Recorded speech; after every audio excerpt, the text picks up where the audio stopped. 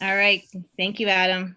Good evening, everyone. Welcome to the Goffstown School Board meeting. It's Monday, June 1st. I'm going to call this meeting at 7 o'clock. Before we start the agenda, I do need to read the right to know law and take attendance, so just bear with me. As the chair of the Goffstown School Board, I find that due to the state of emergency declared by the governor as a result of the COVID-19 pandemic, and in accordance with the governor's emergency order number 12 pursuant to executive order 2020-04, this public body is authorized to meet electronically. Please note, there is no physical location to observe and listen contemporaneously to this meeting, which was authorized pursuant to the governor's emergency order.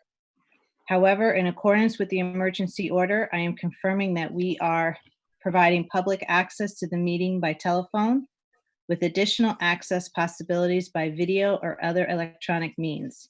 This meeting is being broadcast on local cable access Goffstown, as well as on the Goffstown YouTube channel. If anyone wishes to provide public comment, please call 603-766-5646, enter participant code 685562. I'm also confirming that we are providing public notice of the necessary information for accessing the meeting. We previously sufficiently posted this information, and this body has consistently followed through on all the requirements pursuant to holding a meeting in accordance with the governor's emergency order number 12. In the event the public is unable to access the Zoom meeting due to a widespread system problem, the meeting will be adjourned and rescheduled. Please note that all votes that are taken during this meeting shall be done by roll call. We need to take a roll call attendance. When I say your name, say here and if you're alone. Dan Cloutier. I am here and I am alone. Ellen Vermakowitz. Here and alone. Tim Stetson. Here and alone. Susanna Buzel. Here and alone. Janelle O'Brien. Here and alone. Ginny McKinnon. Here and alone. Retta Chaffee. Here and alone. And I'm Heather Trapez, and I'm here and alone. And we have our administrators, Brian Balke, superintendent. Here and alone. Scott Gross, our business administrator. Here and alone. Frank McBride, Goffstown High School principal. Here and alone. Thank you. Kim McCann, Goffstown High School assistant principal. Here and alone. Thank you. Justin Huff, athletics director. Here and alone. MC Barry, assistant superintendent. Here and alone. Randy Lauren, our facilities director. Here and alone. And Denise Morin, our administrative assistant. Here and alone. And I think I got everybody. So thank you very much. The next is to do our Pledge of Allegiance. Scott, do you have our flag? If everybody could rise and say the pledge. I pledge allegiance to to the flag of the United States of of America and to the republic for which it stands, one nation, under God, indivisible, with liberty and justice for all. Thank you, everyone. Before we go on with our agenda, I just wanted to make a couple of notes. Earlier today, we changed a little bit of the agenda. So after public comment, when we get into presentations, we're going to have the high school grading presentation, followed by the high school graduation presentation. We felt there's probably a lot of people wanting to know that information. And since we have our administration on from the high school, it made more sense to try to do it together for everybody. So I just want to let you know, everything else should be as you see on your agenda. So going on, we need a motion to approve the May 18th, 2020 board minute meeting. So moved. Was that Retta?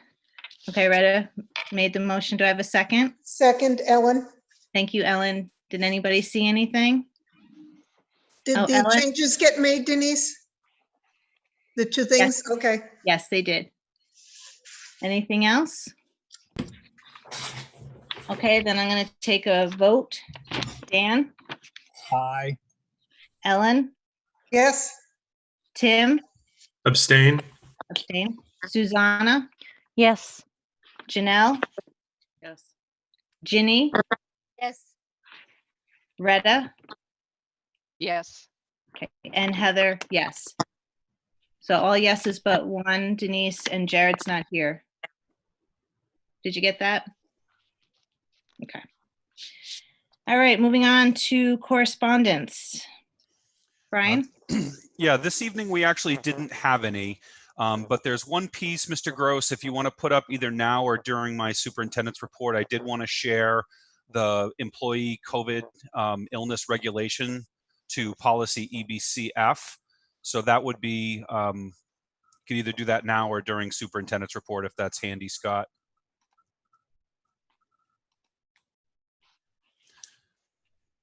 So this was sent out with the meeting information. This is a temporary regulation that we made to minimize the spread or potential spread of COVID-19.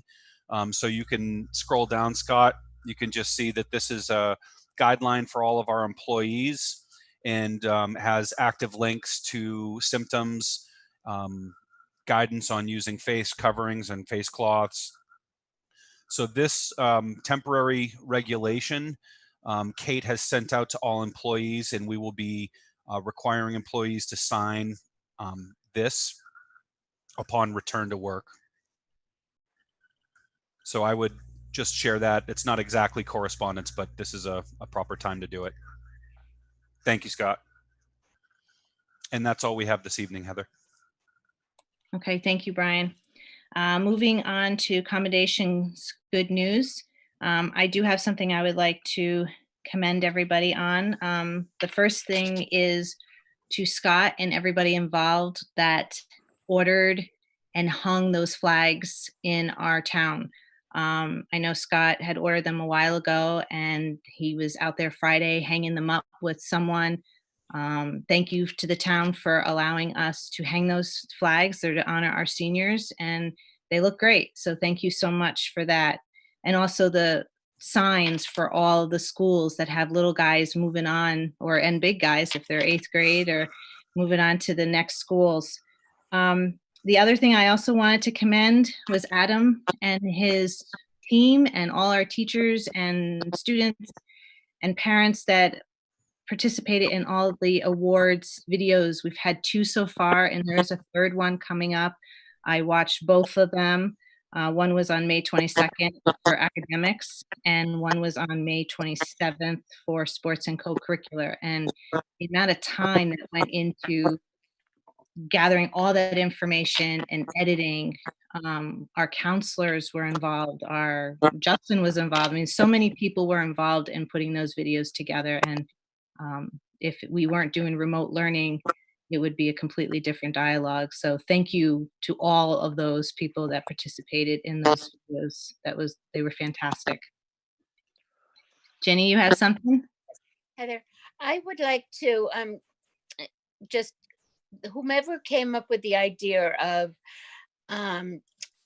having the sports award ceremony and a curricular ceremony together was just a really good idea, because we've always had the sports award ceremony but never had co-curricular. So I thought it was such a good idea to give the whole other half of the school that does so much for our school and our community to give them the same time and the same credit for giving their time and their effort to both to the school and to the community. And it was very, very well done. I really enjoyed it. So I thought the idea was awesome, and I hope that you continue along that line in the upcoming years. Thank you, Jenny. Go ahead, Retta. I'm going to say the same thing. I've been absolutely impressed with these videos. I'll admit that I have not attended these in the past. I suppose I will when my children get to that age.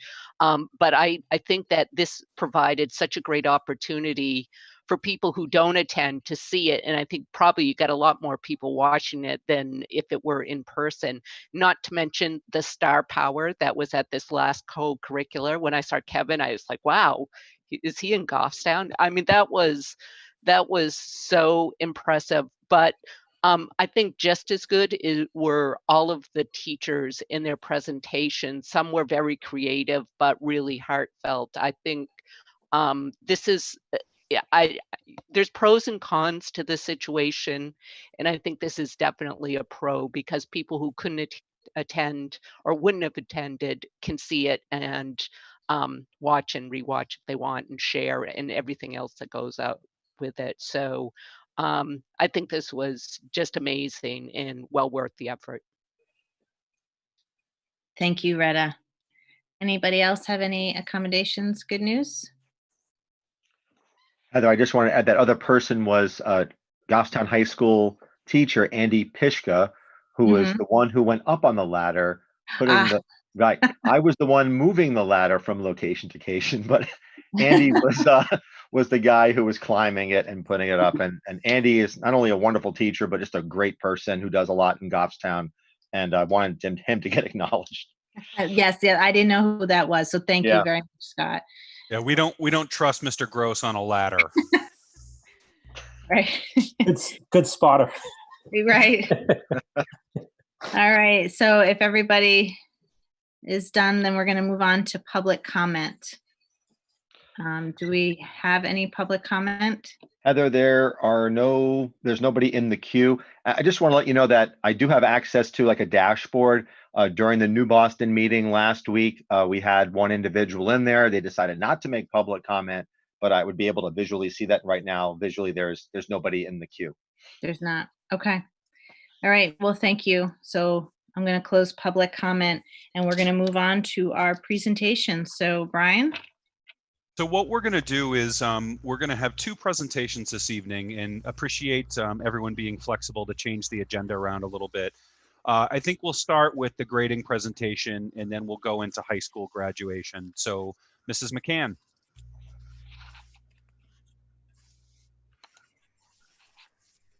Thank you very much. And Scott, I believe you have the presentation. Perfect. So one of the things we wanted to talk about was where we are at the high school with grading practices, and as we start to look to the future, what we think some of our recommendations would be for consideration for the fall. So as kind of a start point, as you know, when the schools were closed in March, one of the decisions that we made at the time was to move for this semester to a pass-fail system of evaluation of students. And one of the things we certainly want to continue to reiterate is this really was part of an emergency management decision that we had to very quickly, as you know, move from having students in person in the building to an online learning situation with a lot of questions. We didn't know what our students had at home for available technology and what their day-to-day access was going to be. We were unsure of reliable internet capabilities in all of our homes, and we didn't know what our students were going to be experiencing relative to the course of the virus, relative to financial challenges, as well as responsibilities in the home, potentially for care of younger siblings. And as we know, there were just so many unknowns for all of us that we wanted to be as flexible and as supportive of kids and families as we could be. And so the decision was to go to pass-fail to relieve as much pressure off of everyone as we could as we made these big changes, including the change to an instructional model of delivery that our teachers hadn't had a great deal of time to prepare for and be trained in. And so the decision was made to go to pass-fail. And Scott, if you don't mind moving ahead. Where we find ourselves now is, first and foremost, no grading system is perfect. If there was an easy answer, every school and in every community across the country would all use the exact same grading scale, and this wouldn't even be a conversation that we needed to have tonight. What we think is, from the feedback we received, for many kids and many families, the move to pass-fail for this semester has worked. It has allowed everyone to move forward in their learning, and that, for the most part, the challenges that have presented themselves have been relative to motivation. And that is a concern, that for some students, that notion of just having to hit the mark of passing may not have encouraged them to be as thorough and thoughtful in approaching their learning as maybe they would have been sitting in a classroom. But most importantly, pass-fail was always intended to be a short-term response to what we were facing. And as we start to think about moving forward, and we can go to the next slide, Scott, thank you. The considerations when we start to think about the fall are plentiful, and one of those has to be the grading scenario. We know we don't want to continue with pass-fail, whether we are in the building or out of the building. So what does it start to look like? And as we know, there's a large consideration of issues as we think about reopening, whether we will be in the building, will we be out of the building, will we be in a hybrid model, will we be in and out as the year goes on? There are still so many unknowns with the course of this virus and how we're going to respond to it, that we need to continue to be fluid. But we also want to make sure that we have a grading system that is going to work for kids, it's going to work for teachers, and we want to position ourselves to really stabilize the grading system and not to be yo-yoing in and out of different models. And so that's where our proposal tonight is going to come from. When we first started to think about the fall, I think kind of the default reaction was, of course, we just go back to the grading scale that we were using, the 0 to 100. We report on the percentile scales on the transcript. But then as we started to think further about it, we also had to think about what were the considerations that led us to pass-fail. And while part of that was the emergency management response, the reality is that there are still a lot of those pieces that can have an impact on us in the fall in terms of access to technology, reliable internet, questions around the management of academic integrity in a scenario where students aren't in front of you and aren't doing their work on demand, and also the challenge that will be very different for us in the fall if we are out of the building or in a hybrid model, which is the fact that we haven't met one another. So our students had the ability this year to spend a great deal of time from September on in the classroom with their teachers, and they had a relationship and they had worked together and they had gotten to know each other's strengths and weaknesses and how the classroom worked. And we may be starting the school year where there hasn't been that opportunity. And so we want to have a grading scale that provides a little bit more flexibility than we think the numerical system has done, reporting on a 0 to a 100 scale, while at the same time allowing us to have a transcript and have a reporting system that kind of goes back more toward normal, if you will.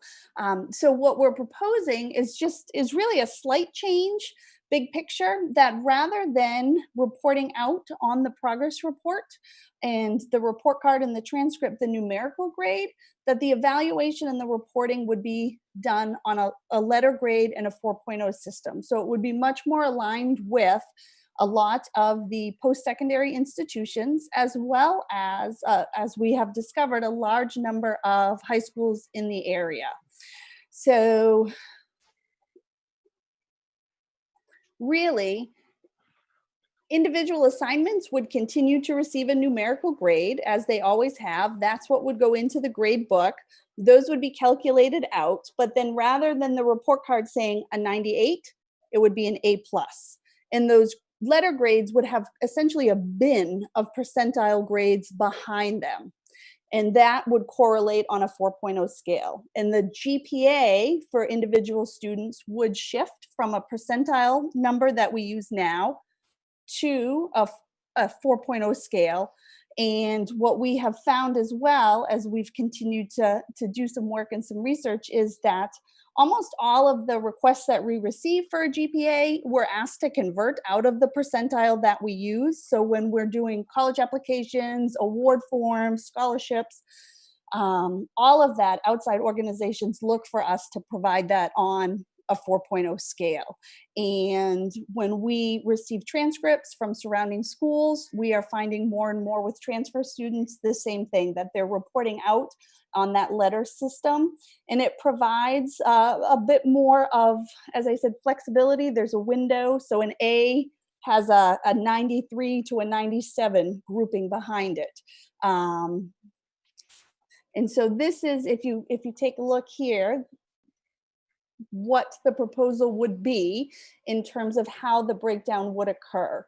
So you have discrete bins that are placed out, and then the 4.0 scale is consistent. So anything that's an A+ is a 4.0. Anything that is a B is a 3.0. And we would continue to use the added value system of weighting that we have for the honors and the AP courses, and it would stay the same. It would be the 0.5 or the full additional point. So in actuality, a scale could go up to as high as a 5.0 when we're reporting out on the GPA. And then the GPA would be used to determine class rank behind it. We think that this is in many regards, it's very similar to what we've been doing. So it's not an entirely significant shift for kids, for families, for teachers. It really is that difference in the end of how we're reporting on the report card, how we're reporting on GPA, and ultimately that flexibility of an A having that range, if you will, of 93 to 97. And also we hope, as we potentially are in a hybrid situation, it gives everyone a little bit more breathing room, but also creates a scenario that continues to move forward in the future without us having to switch back and forth between different scales and systems. It's a lot. Questions? Kim, if I can just add one piece.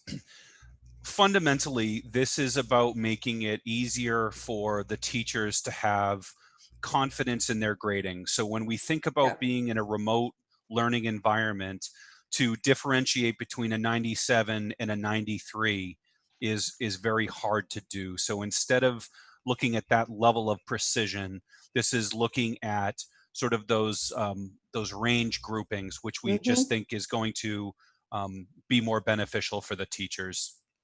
And Kim, you've presented this to the faculty. The faculty was in support of this. Yeah. So we put it out. We gave faculty about 72 hours to kind of review it all, think about it. Held 2 focus groups through Zoom for teachers to come and ask questions and share concerns. And it was all positive, all positive. No one expressed any negative concerns around the shift. Every piece of feedback that we received was positive. Thank you so much, Kim. Oh, sorry, Brian. Ellen had her hand up. Do you want to say something first, Brian? I was just going to say that typically this is something that we would have brought to the CNE committee. We would have had some conversations at that level. This is a little bit of a different process because our committee meetings are on hold. So we're happy to answer any questions, but we would be requesting the board's authorization. Okay, thank you, Brian. Ellen, did you have your hand up? And then I see Tim. Ellen? There we go. There you go. Okay. Yes, I just can't see your face, so I don't know if you hear me. Well, when I put it on, I was like, I can put it on, but you see my glasses against the leaves here, and I don't know how to get rid of that background. So anyway, yes, I'm here. I have a couple questions. Yeah, go ahead. Okay, we're looking at this being what we use from now on, not just during this pandemic, right? Correct. That's our proposal, Ellen. Yep. Okay. What goes into creating the grades? Do we use actual formatives or just summatives? Do we use depth of knowledge? What goes into creating that grade? Great question. The vast majority of classes, it is primarily summative assessments. Okay. So you're going to look in many classes, you're going to see on a quarterly basis 7 to 12 grades for the quarter that are being issued.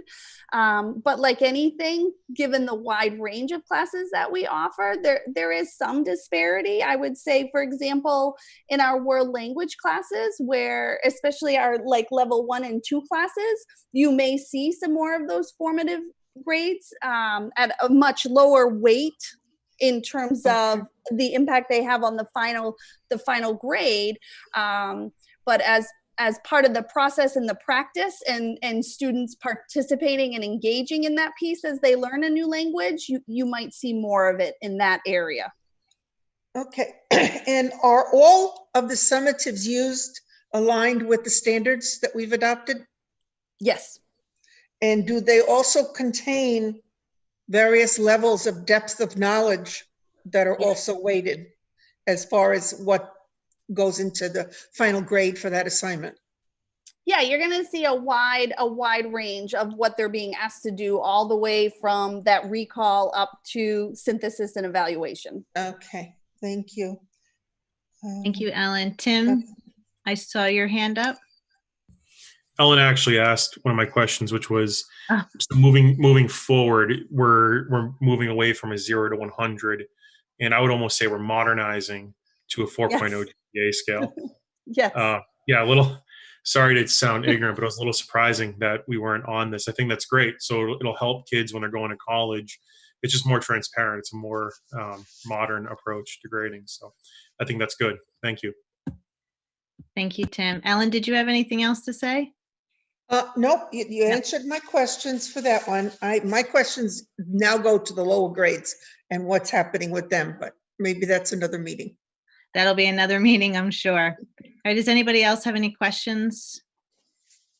All right, so Brian, you need a motion to approve this grading proposal. So do I have a motion? I would make a motion to move to a 4.0 grading scale.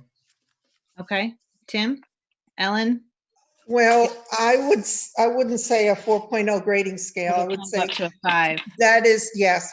And we're using letters, numbers, and the up to 5.0 scale. So I would say, I would rather say that we approve the grading as it's been presented to us.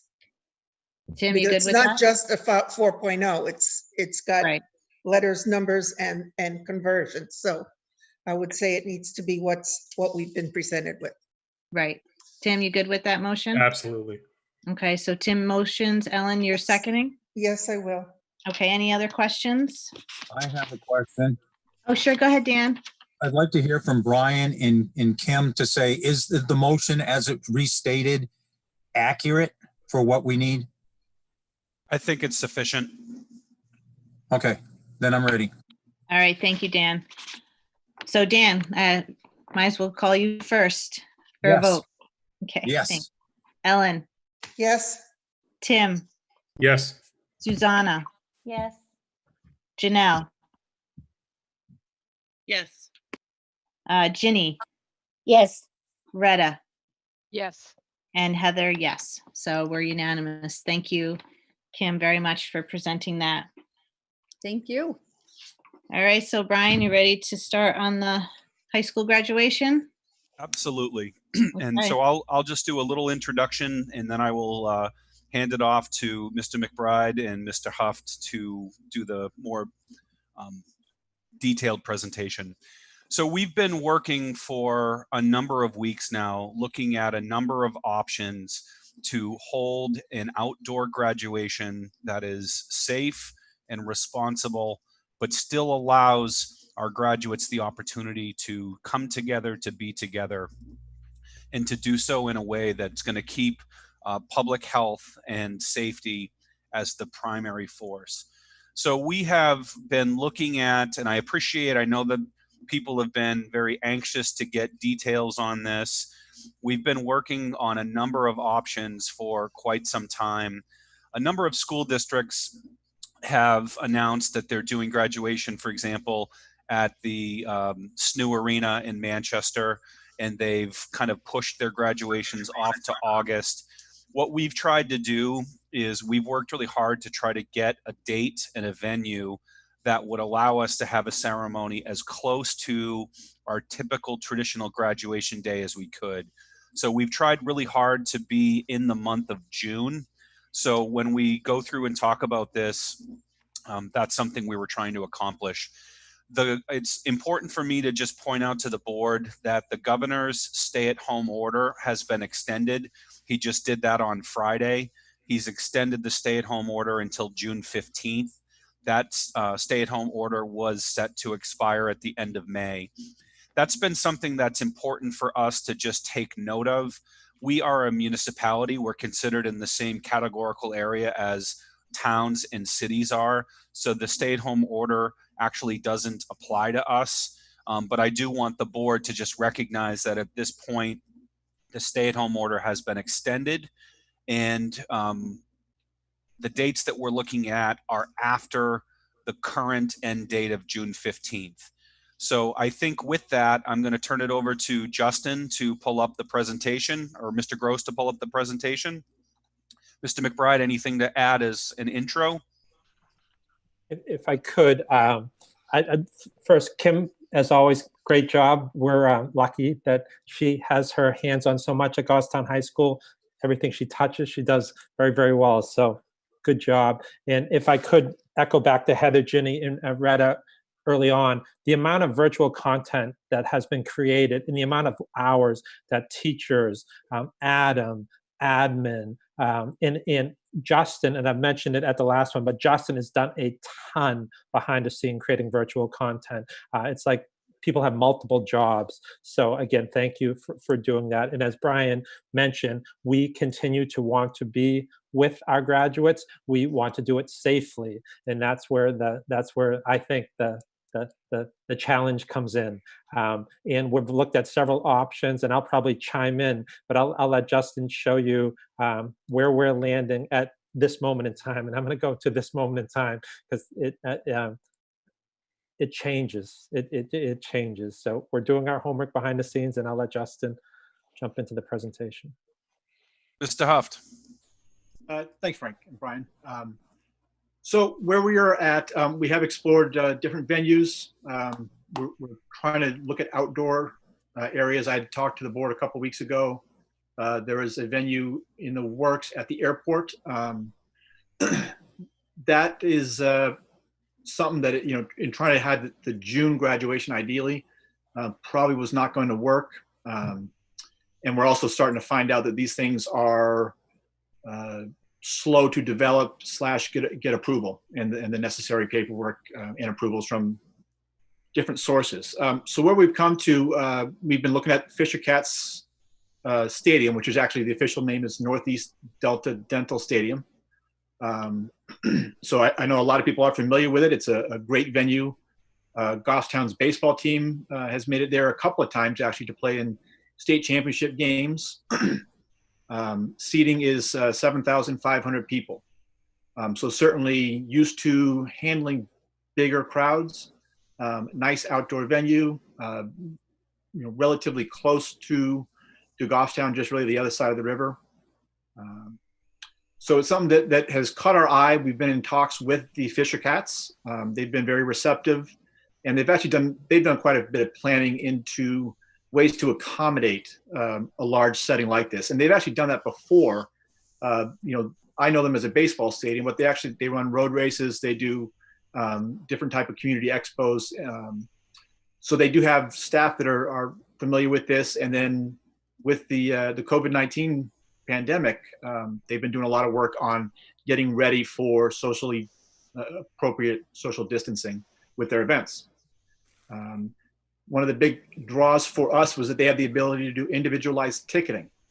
So their seats actually have, section, row, seat number, and they can generate tickets that specify where the person is going to be sitting.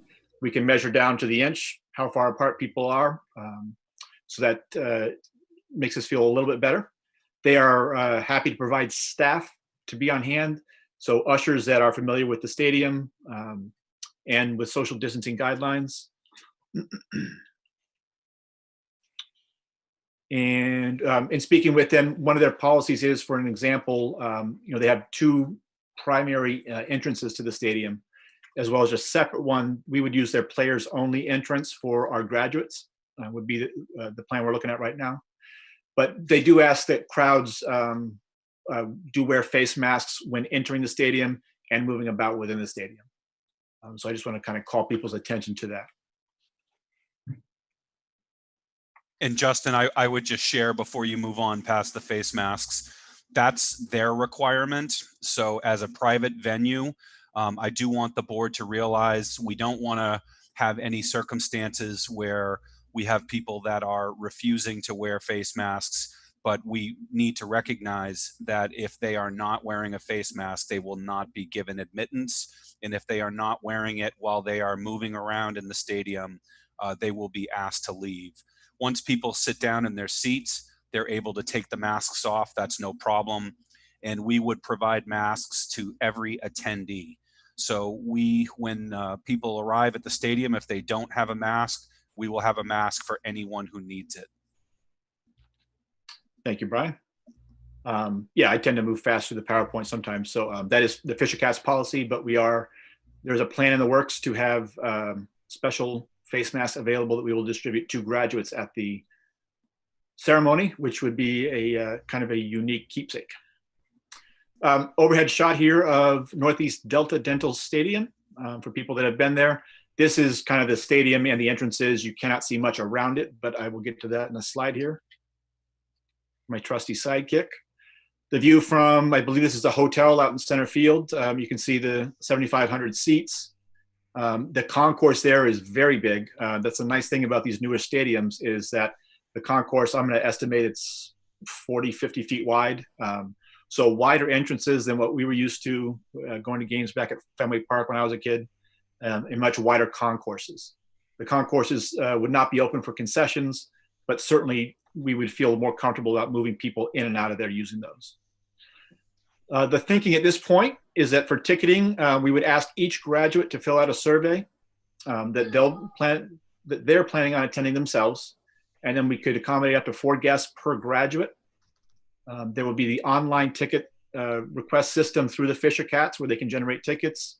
Seating will be assigned, and if families have been quarantined together, then we're happy to seat those families together with keeping the social distance guidelines in between groups. But within the group, if it's part of that household, there will be a place for the people requesting tickets to indicate that so that we have that knowledge up front in our planning. Justin, we may have missed you a little bit. Of your connection was a little unstable before. Okay. You can repeat what you just said in the last 30 seconds. You're not just pranking me, right? No, I'm not. So we were just saying the ticketing proposal, up to 4 guests per graduate. The online ticketing system is through the Fisher Cats. So they certainly have a lot of experience doing that sort of thing. Seating is assigned on tickets, and it will keep families together. There will be a place to indicate if you've been quarantined with family members. And if so, then we'd be happy to seat those people together at the stadium, keeping the social distancing in between family groups. We would be looking at 3 waves of arrival and departure with 2 different entrances. So you'd have basically 6 groups of boarding at 2 different places with 3 waves. We would reverse that for departure so that there really would not need to be places for people to walk past other people, ideally. People are with the furthest to walk toward home plate, sit first, and then they kind of waterfall out from there, if you can picture that. As far as parking goes, there are parking options there. Obviously, they've accommodated much bigger crowds than our group for graduation with their Fisher Cats games. But what you're going to see here is the purple blocked areas are parts that are inclusive of Fisher Cat Stadium. If you look behind the first base dugout or behind the first base line, that is the player parking area primarily. That will be available to us. Outside of right center field, there's a long line. I think it's like 30 cars or so that can fit there. And then by the main entrance at the left field area next to the hotel that's there, that parking lot is included. You're looking at probably what I estimate to be about 150 parking spaces. I went on and was counting them up based on Google Earth. And the red areas, those red blocked areas, are stuff that is typically used for Fisher Cats games. So businesses they rent them out. You know, they charge a nominal fee for parking there for ticket holders going to a game. So that's something that we would want to investigate on our end to see if there's some way that we could get parking available there as well. So now you're talking a walk of, what is that, a couple hundred yards. And there is other parking throughout Manchester, and certainly there are ways to get there. But it is something that we're looking at to try to make it as accessible as possible for our families. For our graduates, we would like the same idea, the 3 waves of arrival. We would space them, separate them into thirds more or less. There's a pretty big area where we think we can keep them socially distant. We are going to be looking we'll have a fair amount of staff there to help wrangle, if you will. So if you go here, these are 75 feet long. I have it 25 feet wide, I believe. Each block would accommodate 30 graduates. It could actually do 39, but let's say we wanted to be safe and have 30 socially distant graduates. You have 10 blocks there that would be able to fit pretty easily. You could actually get a little bit more than that, but that gets you to 300, where the most graduates we would have would be 280. So we think we could have a group lined up like this if they were looking to do a procession. The procession would be kind of neat. It's similar to St. A's, where it would be out of view of the public. If the families are in the stands, in the bleachers, you would not be able to see where the graduates are. And then the thought would be pomp and circumstance starts to play. Students come out from the right field foul pole there, would walk around the warning track, and would be seated along that warning track closer to home plate, along the third base and first base lines.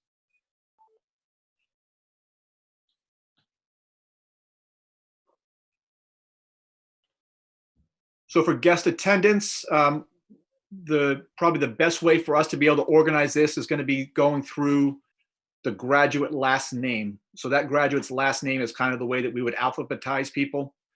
So you are a guest of so-and-so. And that's the way we would look to have things situated. We are looking that when people sign up for tickets, they could give us, if they would provide a cell number or an email address where they would receive text alerts. So there's all these apps out there now that can do it anonymously, where you don't have to actually divulge your information. You just sign up for it, and we could send out immediate information that night. So we would be able to say, admissions are on time, or we might need the second wave to be at 5:25 instead of 5:20. So we're looking to kind of be, as responsive and as communicative as we can be there. Here's the picture of the left field entrance. Not a great picture.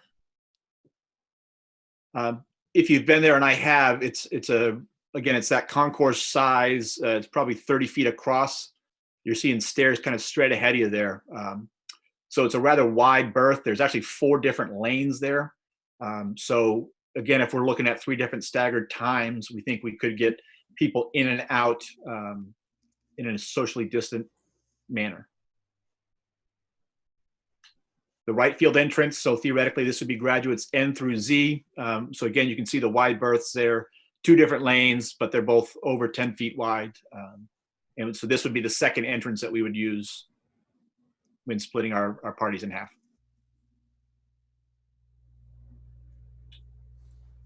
The guest seating plan. So this is kind of what I talked about. It's a little confusing probably as I'm looking at it. Section 109 is directly behind home plate. What we would envision is people would come in by the left field entrance if you are A through M, where the number the red number 7 is there toward the right side of that slide. That's about where the left field entrance gets you in.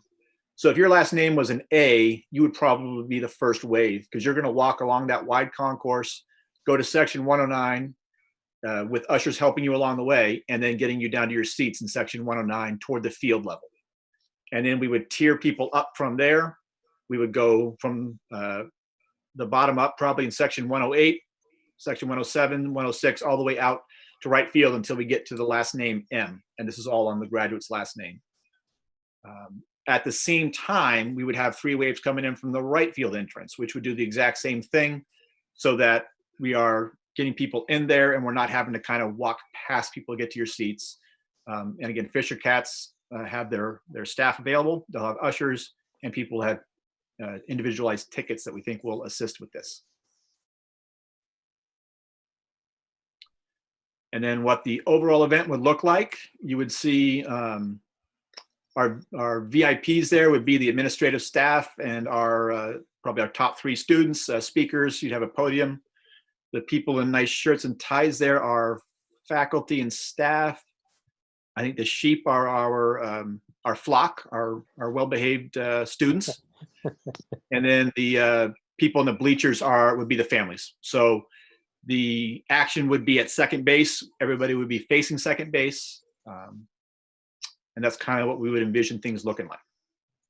Justin, can we pause there just for a minute? Can you go back to the graphic? I do want to point out to the board, what we're looking to do with almost 300 graduates is when students are seated where the sheep are, they will have their name called. There will be a live video on them standing at their seat, waving.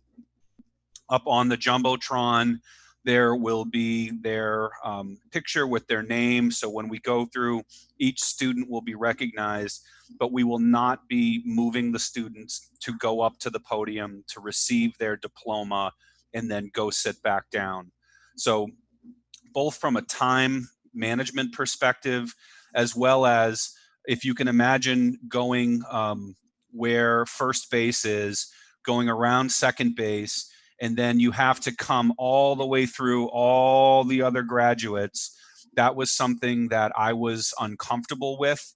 I think the opportunity for kids to hug, embrace, be not socially distanced is going to be overwhelmingly strong for these graduates. So we have made the executive decision that they will stand, be recognized in place. There'll be video on them. Of course, Adam is at the helm, so we will be working with the video production department at Fisher Cats, but Adam will have the keys to the kingdom.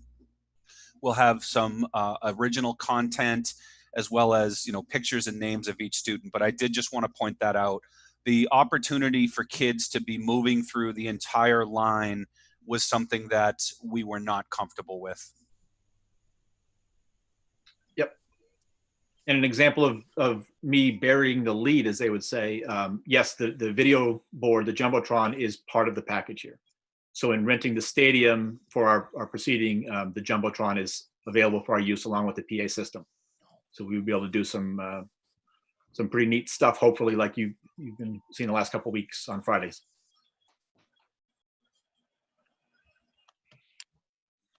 Justin and staff have humbly created content for every single graduate to date, or it might be down to 1 or 2 that remain, but that I'm not misspeaking, Justin, when I said that you have done that.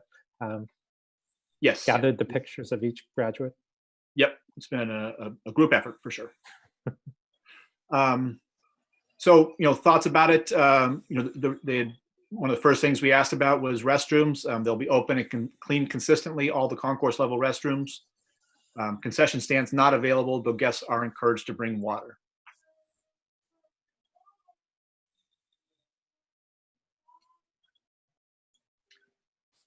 At the conclusion, we would be asking our guests to depart the stadium in the reverse order of their attendance. And again, this is something we might use the Jumbotron for kind of some guidance there, as well as perhaps that text alert thing where we're saying, all right, so that third wave that was the last to enter the stadium is probably going to leave the stadium first so that they can leave and get to their cars, then the second group, then the first group.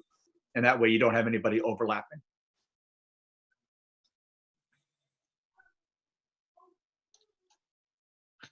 And they all lived happily ever after. So in terms of next steps, we're happy to answer any questions, but I did want to let the board also know that there are several other high schools that are planning events, graduations at Fisher Cat Stadium, and will have their ceremonies before ours. So Bow is doing their graduation there.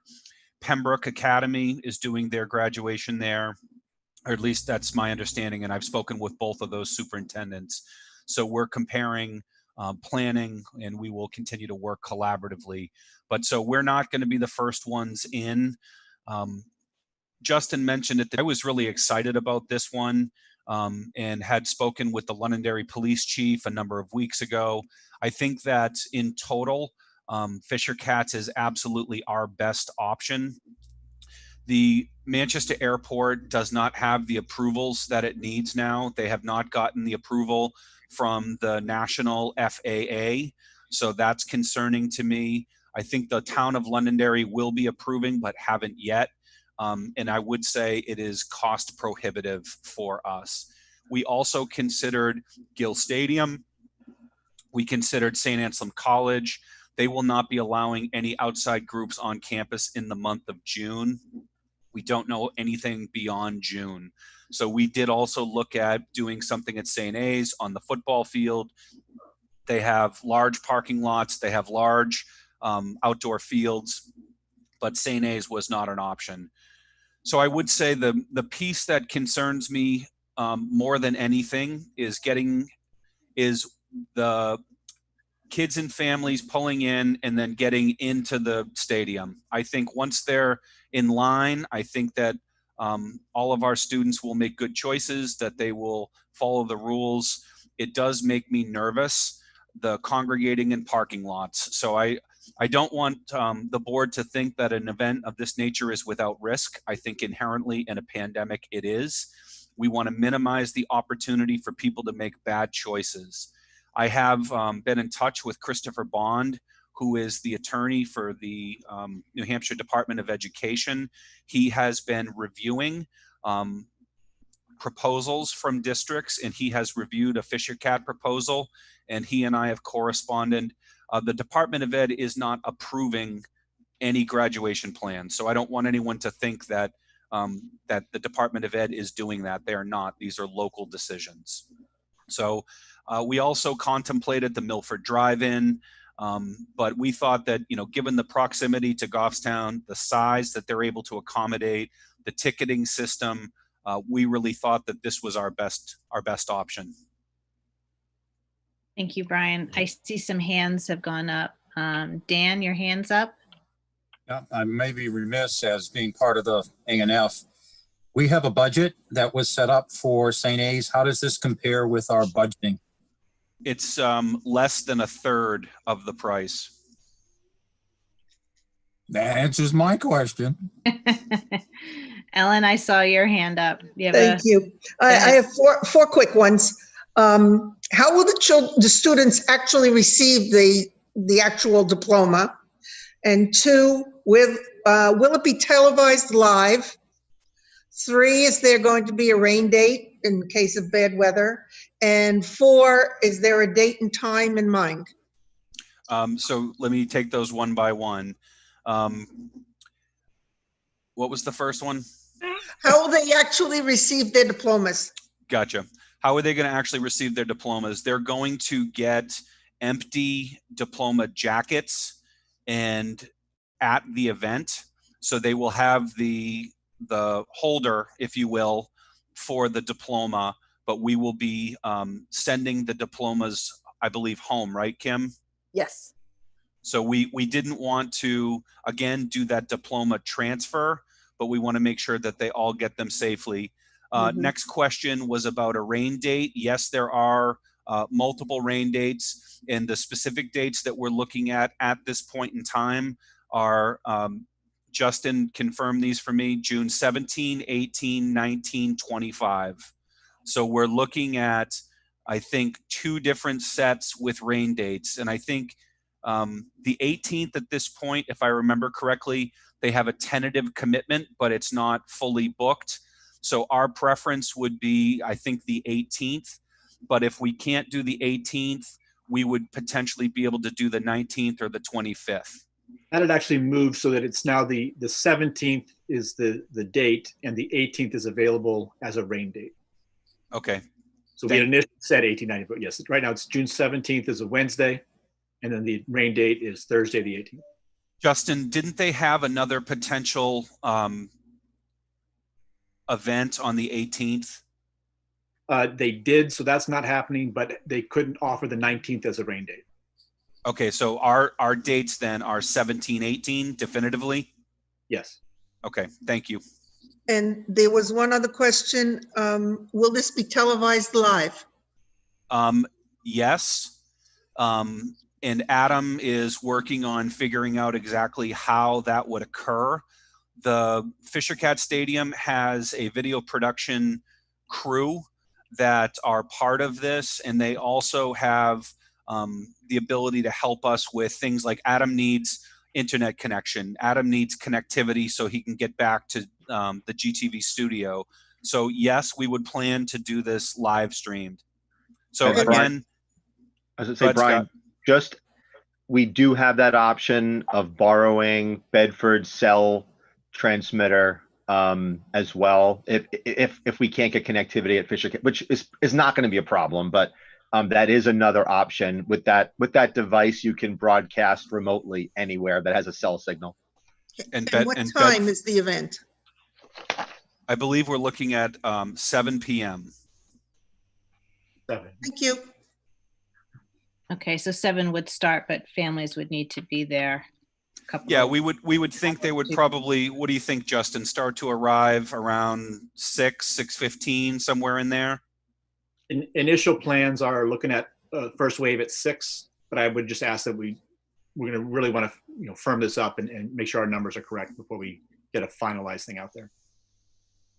Justin, could I add to Brian, when you say definitive, it's definitively the date they've set aside for us, but they're still waiting for a final approval, Justin, I think that, or has that? That's correct. So there's one final approval they're waiting on. They are confident, but yes. And they've been working closely with the mayor's office as well as the governor's office.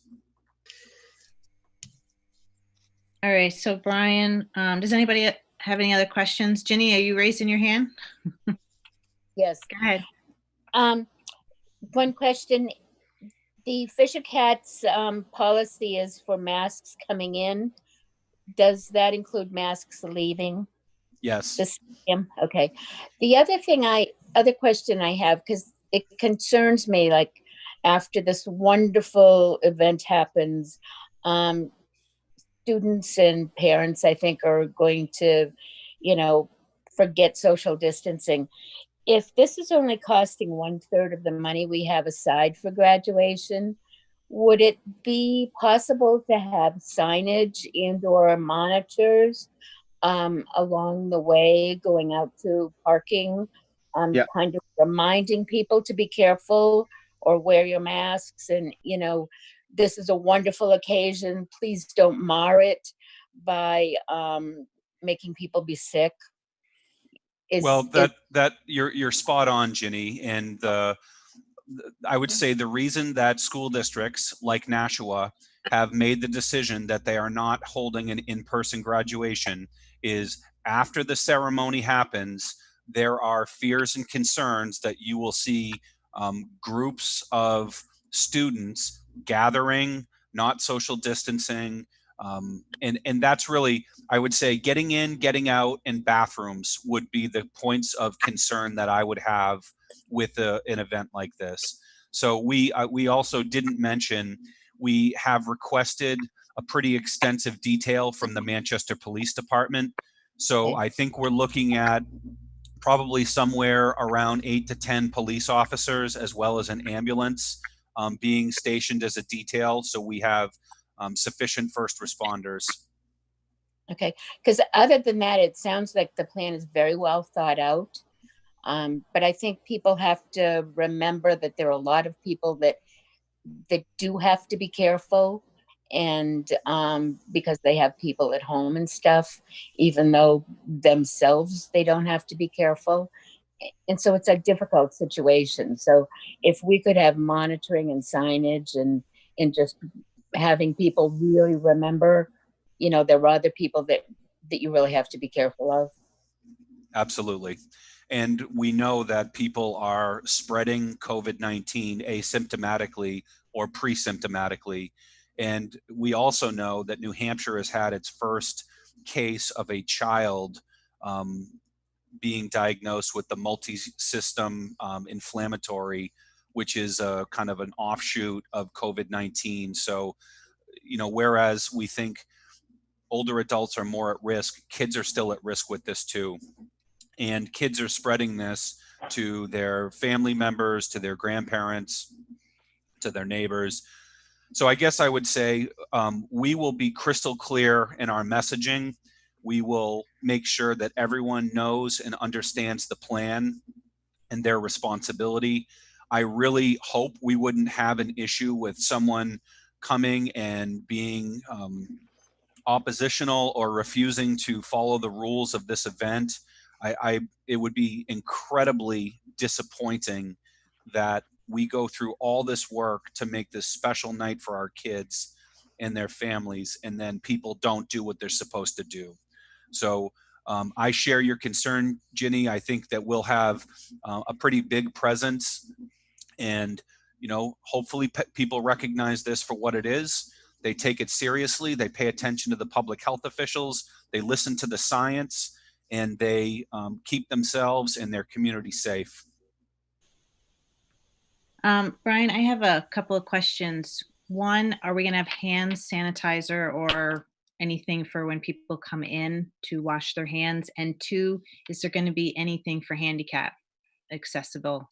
So there is handicap accessibility. I think we would need to have in our ticketing system, we would need to have a special request for handicap access, and then the Fisher Cats will give them appropriate handicap accessibility. With respect to hand sanitizer, we have been in talks with the Fisher Cats, and I think with Mr. Loring being on this call, we would be committed to making sure that there is sufficient hand sanitizer, probably on mobile posts at different places, but we're still working on some of those details. Perfect. Does anybody else have any questions for anyone? So Brian, you need a motion to approve this. We do. So what we would be respectfully requesting would be a motion to approve the 2020 Goffstown High School graduation at Fisher Cat Stadium as presented. So moved. This is Ellen. Thank you, Ellen. Do I have a second? Second. This is Susanna. Oh, Susanna is seconding. That works. All right. Does anybody else have any other questions before I call the vote? All right. Dan? Yes. Ellen? Yes. Tim? Yes. Susanna? Yes. Janelle? Yes. Ginny? Yes. Retta? Yes. And Heather, yes. So we're unanimous. Thank you, all Heather, of you for going through this. Yes. Hi, it's Scott. Just a quickie. The benefit of having someone like Susanna on our school board is that we may need a contact with SNU because we need to possibly use the parking garage if this thing goes through. So Susanna, I will be contacting you with some assistance there because they have the garage right next door. Yes, sounds good. We can talk. All right. All righty. Thank you. Thank you. You're welcome. And thank you, Justin, for a fantastic presentation. My pleasure. So I'm going to bid our high school administrators a pleasant evening, and we'll let them go and enjoy the evening. Great. Thank you, guys. Bye. Thank you. All right. So, Brian, the next is our CIP presentation. Yep. So at our last meeting, Mr. Loring presented the CIP and had the board take some time to review it. There's an awful lot of detail and a lot of specificity. So we wanted to see if there were any questions, and if not, we would be looking for the board's approval. Okay. Anybody have any questions for Mr. Loring on the CIP from a couple weeks ago? All right, I'm not seeing any questions. So you need a motion to I approve. see Ellen's hand up. Oh, I didn't see her hand up. Thank you, Randy. Go ahead, Ellen. Yeah, I gotta get a better contrasting background, I guess. Yeah, I didn't see it. Do we know when this presentation is going to be made? Mr. Gross? You should have gotten an email from Town Hall, Ellen, on that. I think it's in June. It's in June. June or July, yeah, but I have it on my calendar. But I know that Patty Gale sent that out. We'll make sure you have that date, Ellen. Yeah, I don't remember receiving that. And are we going to be presenting it like we have in past years with Randy and administration? Yes. Okay, thank you. All right, thank you. I'll move that we approve the CIP as it's been presented to us. Okay, thank you, Ellen. Do I have a second? I will second that. This is Susanna. Thank you, Susanna. All right, I'm going to do a roll call. Dan? Yes. Ellen? Yes. Tim? Yep. Susanna? Yes. Janelle? Yes. Ginny? Yes. Retta? Yes. And Heather, yes. We're unanimous, Denise. Thank you. So Heather, actually, if the board is open to this, we could have the Glen Lake update right now. And then after that, Mr. Loring could bid himself a pleasant evening if the board's willing to go out of the agenda a little bit. Now, this is just for the update for the project. This isn't talking about funds or anything. Just the update on the project, Okay. not the funds. All right, I'm okay with that if everyone else is okay with that. That's cool. Okay. Go ahead, Okay, Mr. Loring. Scott, you want to pull that up, and I'll hand it off to Randy. Great, thank you. As I took some updated photos, as I've been taking photos throughout this project. As you can see here, they have started the prep work for the piers and the footings for the project. They actually have, if you look kind of centered to the right, you will see the standpipe for the sprinkler system and the water to the building. The sewer system is just down further, kind of where the white post is sticking out halfway down.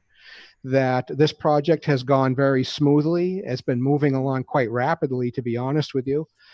Today, the folks from with the Lee Sperry and his team are on site. Today, they were forming out the piers and the footings, in which they started pouring today.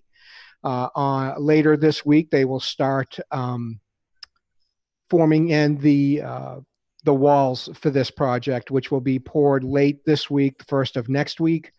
And then at which point the site contractor, Neville Construction, will do the infilling around the piers and the footings, and we'll put in the floor drain that we're putting in this area here, as I took some shots from the back and elevated so that you could just kind of get a layout of how this is going to set on the property.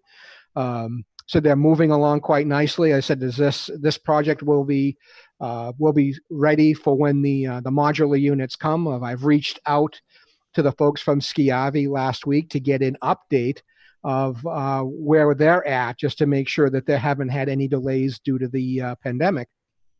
Right now, the modular units are due to come offline, which means they're online at the moment, which means they're being built. And they think that they're feeling right now, the week of the 26th of June, that they will be completed. And then the following week, they'll start the shipping process to Glen Lake. And they're feeling it will probably be by the 4th or the first part of the week of the 6th, where the modulars will be on site and they'll be setting them in place.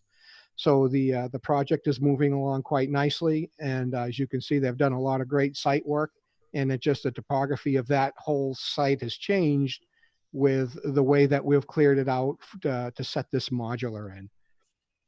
So Randy, at this point, we are on time and on budget. Correct. And this is the front.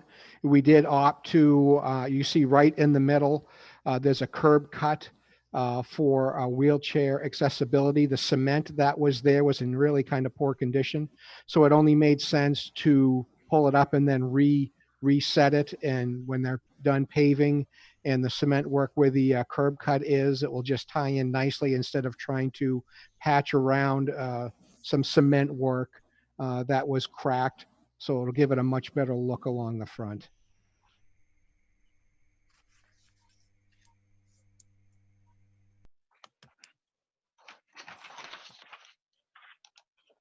Heather?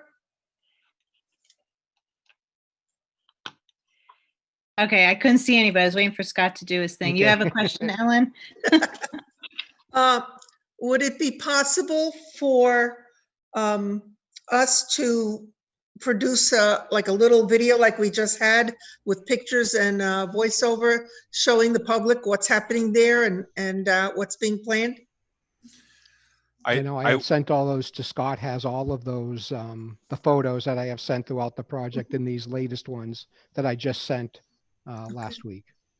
I think we can do that, Ellen. We've been trying to hold off a little bit. I know Adam has been just absolutely inundated with video work for us lately. So I think if we can get a little bit into July, we'd be happy to, put something together, go there on site, do a video update, and then we could always use Randy's pictures to kind of do a slideshow. So we will plan to do something in July. And if I could at that time, Brian, maybe too, maybe there'll be later more in pictures. June if it's able. That's great. I just think it's important that the public see this is happening and that it's on time. It'll be there when school starts, regardless of how we're starting it. Correct. Yes. Thank you. Thank you, Ellen. Is that everything for the Glen Lake update, Randy? That's it. It is. It All is. right, great. Thank you. Those are great pictures. Thank you for Great. showing them to us. Now, Scott, well, those pictures probably won't be on the website then until you're ready to do a video. Yeah, Correct? I Okay. mean, I just got these from Randy, so That's fine. they're in That's fine. Yep. And I would say probably at that next week, there'll probably be some more photos of the foundation in place before the modular actually gets there, just to show the progression of how the project has been going. Okay. All right. Thank you. All right. So moving on to committee reports. Is there any more information, Brian? with No, I'll just presentation? thank Mr. Loring and bid him a pleasant evening. Yes, thank you, Mr. Have a Loring. good evening. You too. All right, so moving on to committee reports. Scott, that's you. Sure. Before you on your screen, you have the manifest for tonight. It's a little under $1 million, $999,003.62, of which the vast majority of that, which is typical, is your payroll, taxes, and benefits of almost $819,000. You have a few special education payables to North Star Education for $69.50. Strong Foundations, almost $8,000, and Spalding Youth Center, which is about $16,500. Your general expenses for this manifest: E Plus Technologies, $16,416, and that's for Cisco user license software. Gov Connection for $14,500. This is for additional Chromebooks, operating systems, and headphones. Eversource, $12,346 for electricity. Impact Fire Service, this is a Glen Lake project expense. Stan Tech Consulting, same thing. That's your engineering, $11,000. Granite State Plumbing was for various plumbing services that were done at the high school. And Nalt's Plumbing is the initial plumbing prep for the Glen Lake project. And last but not least is Dead River for $6,800 and change for propane. And then for food service, you have $7,500 for commodities purchases. And that's what we have tonight. Any questions? All right, thank you, Scott. If you could put it back. There. Yep. Sorry. No, that's okay. Yeah. Does anybody have any questions for Scott? Okay, I see none. So we need to Make a motion to approve the manifest. So moved, Ellen. By Ellen, do I have a second? Dan will second that. Okay, thank you, Dan. Okay, so we're going to do a roll call. Dan, Yes. Ellen, Yes, Susanna, Yes. Janelle, Yes. Ginny, Yes. Retta, Yes. and Heather. Yes, we're unanimous. Thank you, Scott. I vote yes as well. Oh, Tim, I forgot you. Oh my goodness. I'm sorry. It's okay. I'm still here. I skipped you in my list. All all right, good. Tim voted yes too, Denise. We're still unanimous. I think All right. Tim gets a 4.0 for that one. You're funny, Scott. Well, I was skipping Jared's name and somehow I skipped your name. All right, so Scott, moving Yeah, on. Heather, I wanted to just kind of, if I could skip out of order a little bit, because I believe that the fund balance projection is more appropriate, and then we can go to the others, because that kind of sets up, I think that tells the story. So I'm going to share my screen and show you a spreadsheet. So you'll recall, you have seen this before. I'm going to scroll up. This is essentially the revenue projections when we set budgets before election time, to try to project what we think the tax rate is going to be. And what you'll see here is column E is what we had thought for next year. So as I scroll down, this is what is for the current year, column C, $9.5 million of revenue. And you can see we came in more than that. We were estimating that we're going to have about $10.1 million in revenues. The unassigned fund balance is a combination of the following. It's an amount less voted from the fund balance. This is going to be going towards your capital reserve fund of 200,000, same as last year. Then the next one is less the fund balance that's used to reduce your taxes. And I'm projecting $1 million here. Last year it was 1.4. And then your fund balance retained, that's that 2.5% contingency fund. Again, I'm going to be recommending to you tonight that you deposit $652,000 into that fund. And all of that said and done will get you to a tax rate of about $13.62. We had projected anywhere from $14 to $14.13. And my projection is that based upon actions you may take tonight, and that would include fully funding your 2.5% contingency fund, as well as using additional monies to offset increases in the Glen Lake project, you'll still be well below what the projection was, and looks like about 30 some odd cents more than what the current tax rate is. So that kind of gives you a little bit of an overview. So how do you get to this this number here, this $1,852,000 unassigned fund balance? If you look over here, the way I arrive at this projection is that we're looking about a $700,000 in over collection of revenues. When you don't use, when you liquidate your 2.5% contingency fund, all of that money goes into fund balance. So that's $391,000. And then I'm predicting a $1 million underspend of the general fund budget, and that gets you to $2.15 million. And again, that assumes that you're going to fund the Glen Lake project overage. And that's how you kind of get there. So I just wanted to kind of set this whole thing up for you, that you're going to have tonight, we're going to be talking about funding the contingency fund at fully at $652,000, as well as discussing Glen Lake in just a second.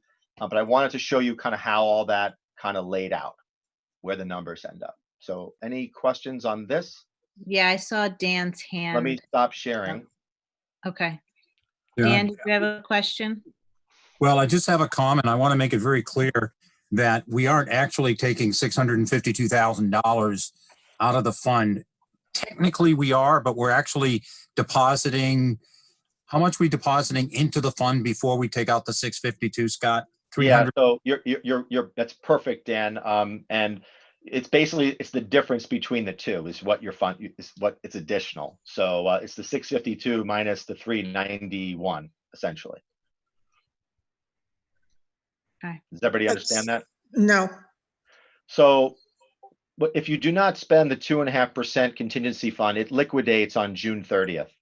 And that 391,000 goes into your unassigned fund balance at the end of the year. And what Dan is, I believe what Dan is trying to say is that you're technically not really adding more money to it, and you're not adding a full 652,000. You're just adding the difference between what was in there in the first place.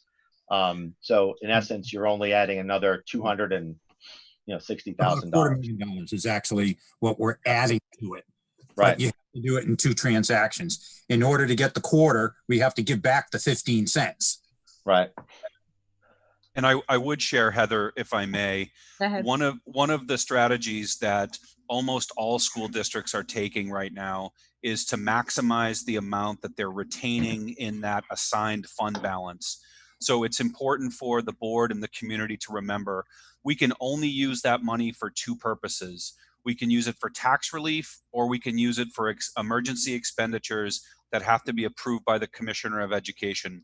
So in the current pandemic, if we had to, for example, provide additional busing because we have to do social distance busing, and we ended up with a significant cost associated with that, this type of money, this fund allows us to do that.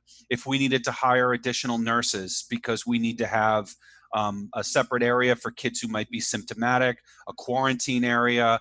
So I think at this point, that reopening framework that was presented to the board a couple of meetings ago, we anticipate that there could be additional costs, and this would be the avenue that would allow us to make those expenditures at a later point in time. So I would give you my highest recommendation to retain the full amount in the 2.5% contingency fund. Yes, thank you, Brian. Oh, Ellen, go ahead. Is there a limit to how much can be kept in there? Yeah, that's the limit. The 651 is the limit. 651 is the limit. Is that's the number, Scott? Yeah, the number is basically it says it's $652,050.40, but we don't have to put in the extra $50.40 to make it easier. It's better just to round the numbers down. So that is the limit. It's 2.5% of the local tax effort plus what's called swept funds, and that's what we're allowed to keep. And in that 2.5% contingency fund. So it's basically a derivative of those numbers. Okay, so next year at this time, if we didn't spend any of it, the swept monies would be the 652,000? No, you're I think no. So if we did not spend any, and assuming yes, I think what she is saying is accurate. That money will sweep back into the unassigned fund balance automatically. It does, but she used the word swept, and swept is an acronym. What is what I'm saying? It's Yeah, not yeah. accurate, but it's the Yes. way she's thinking of it. Okay. Yeah. So you are exactly People read correct. my mind here. Yeah, I do. I just want to clarify though, swept actually means something else. It's the statewide educational property tax. Oh, So okay, I'm sorry. That's the money that is raised locally. It's approximately $2.63 per thousand. It's raised locally, it's held locally, and the state takes credit as calling it state aid. So that's part of the adequacy money that we received. So just that's what that swept actually is. I won't use that term. I won't use that term again. I just find it interesting that virtually you're kind of next to Dan, like you were at the school board meetings, and he read your mind, so it's kind of good. Yes, this happens quite often, actually. All right. So a term rather than an acronym. There we go. So Scott, you need a motion. Yeah. So the first motion that I would need would be for the board to authorize funding of the 2.5% contingency fund in the amount of $652,000. I would like to make that motion, Heather. Right. Yes, Dan, thank I'd you. like to make a motion, we fully fund in the amount of 652,000, the 2.5% contingency fund. I'll second it. All right, thank you, Ellen. Does anybody have any other questions for Scott before I take a vote? All right, Dan, Yes. Ellen, Yes, Tim, Yes. Susanna, Yes. Janelle, Yes. Ginny, Yes. Retta, Yes. and Heather. Yes. I got everybody. We're unanimous. Thank you, Scott. All right, the next topic has to do with the Glen Lake project. As Randy was mentioning, in terms of the project, things are going smoothly, knock on wood, in terms of our excavation and the building of the portable. We have secured all but one, which is the drop ceiling vendor, which we are still working on. But in terms of the connector building, our electrical needs, our fire suppression systems, security systems, telephone, data, you name it, it's all been kind of put out to bid, accepted, et cetera. Randy's done a great job on that. Our project, if you recall, when we initially rolled this out, right around when we were doing the budget, when we found out that we were getting that additional aid from the state, we had put in $900,000 on the warrant article. I would say probably in mid-January, maybe late January, Stantec revised their projections at $1,070,000. And at that, if you'll recall, we also talked about using what's called impact fees for any overage in the project. So we went into that knowing that if we did have cost overages above $900,000, that we would use impact fees. Where we stand right now is we're looking at around probably about $250,000 more than the 900. So we are going to be, over that 900, probably about 250, could be as high as 275 if some weird things happen. So that's kind of where we are in terms of an overage. So the board has a couple of decisions to make. One, we have about 250 or 260,000 in impact fees. You could liquidate your impact fee account and have all of the overage go to come from impact fees. Secondly, you could use unassigned fund balance of this year, which there is ample amount to fund the overage, or you can do a combination of the two. You could use some impact fee money and then some unassigned fund balance. What I wanted to illustrate to you was that if you did, even if you used up to $300,000 for the Glen Lake project overages, you would still have enough surplus in the budget to essentially get you to that tax rate, which will be $13.62. And even that, I think, will be a tad bit lower. So that's the decision that the board has. And Scott, can you just explain again, impact fees are only used for what?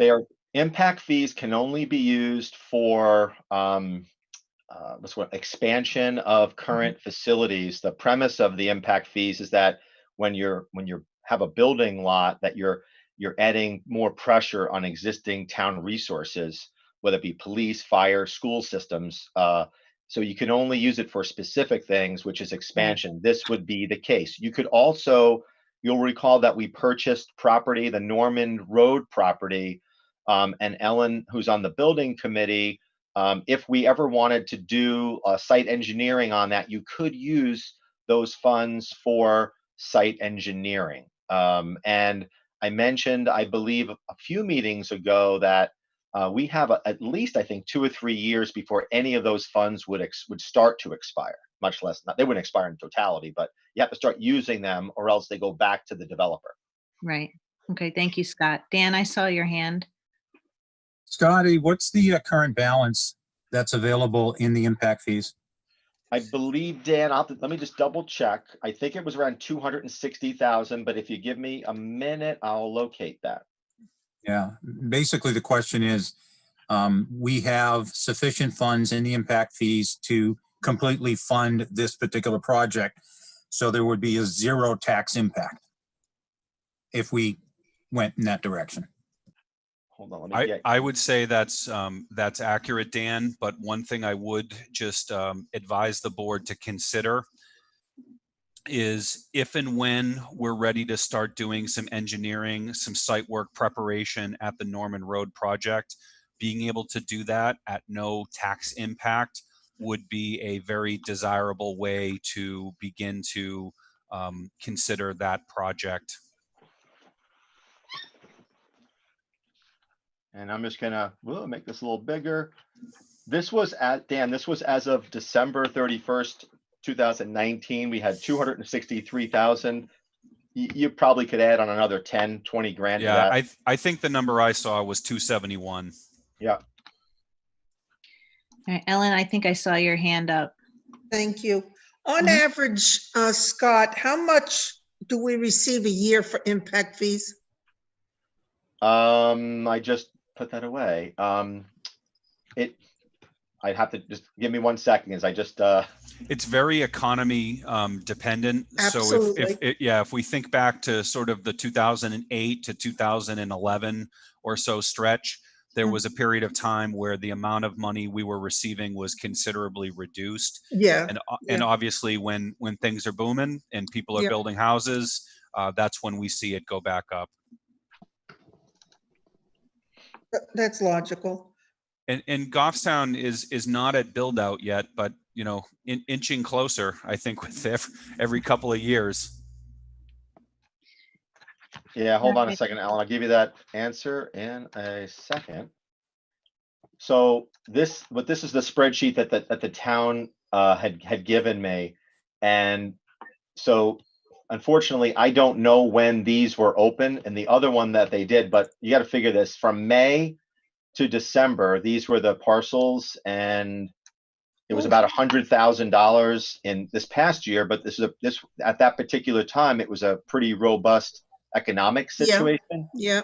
So it's difficult. It does fluctuate. Yeah. So the 260 would, even right now, would leave us with over 10,000 in there. And we don't need to be doing anything within the next year and a half or more with regard to any site planning or anything. I'm thinking we would have enough in there at that time should we need it if we spent the 260 now out of impact fees. How are other people thinking? Anybody have any comment, question? Retta? Yeah, I was and Tim, you may be adding on to this. I guess I'm wondering what, from Scott's perspective, is that you said we could do any combination of those. Is there, I understand with the impact fees, we can either use it now. It seems like the use is appropriate.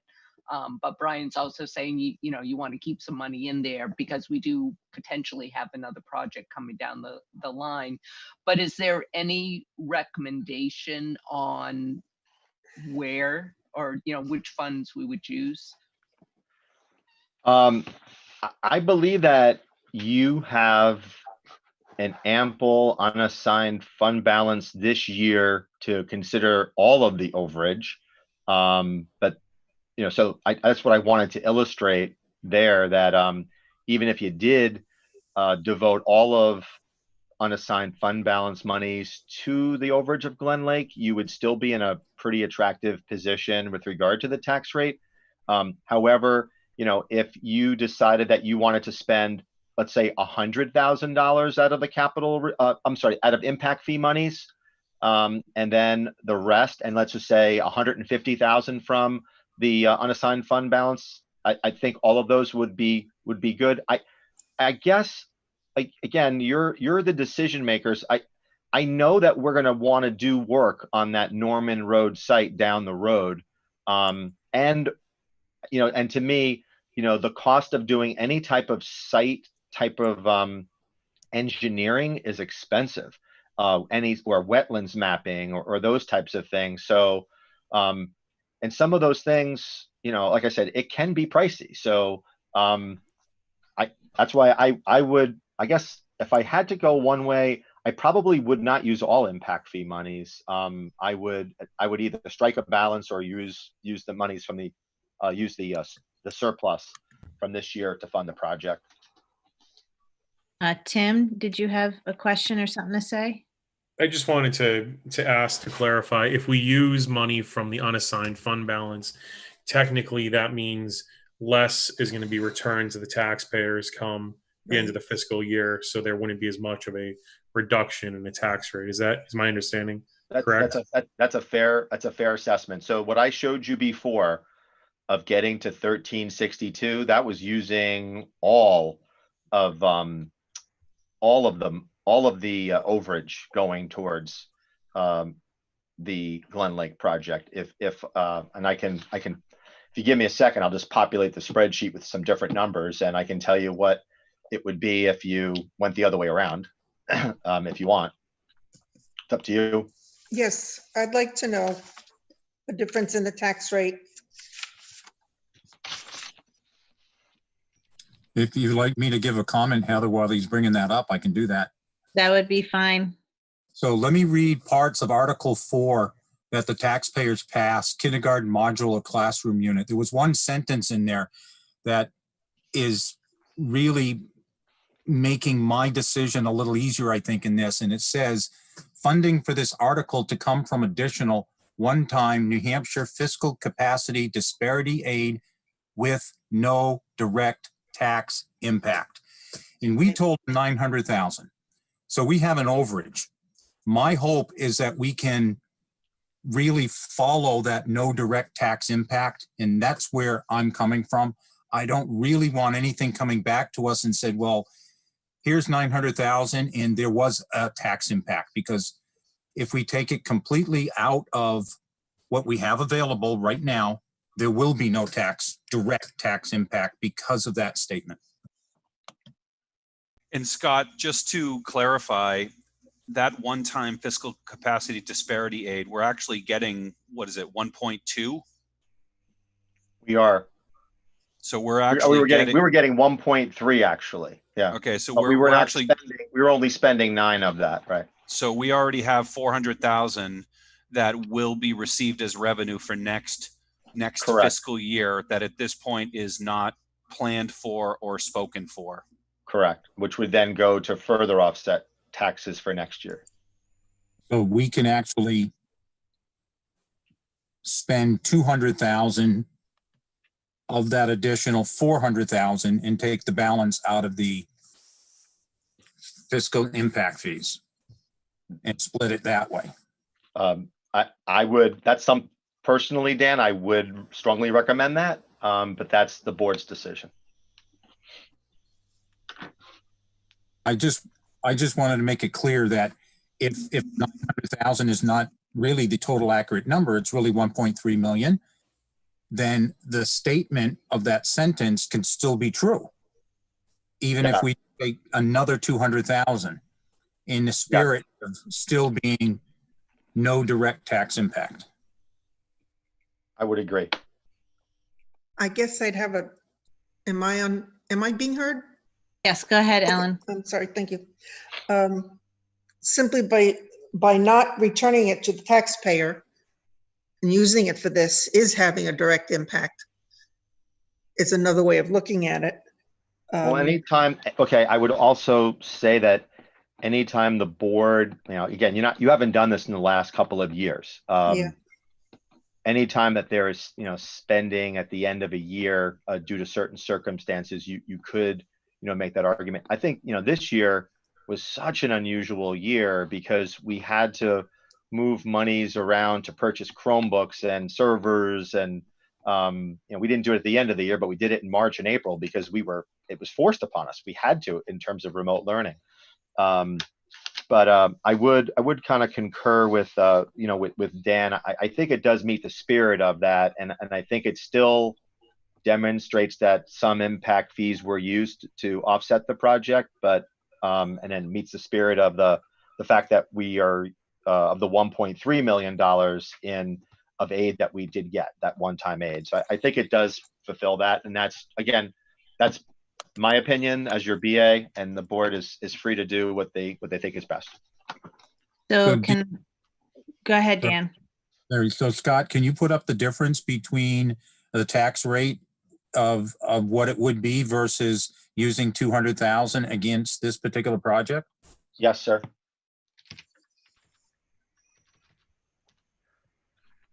And I'm going to share my, I just got to make the quick adjustment, Dan.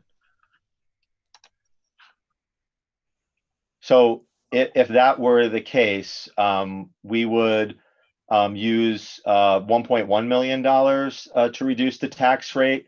And that would essentially mean that the tax rate would go to $13.56. And we had projected between $14 and $14.13. So it would be, was it 18 cents? I'm sorry, 28 cents more than the current year.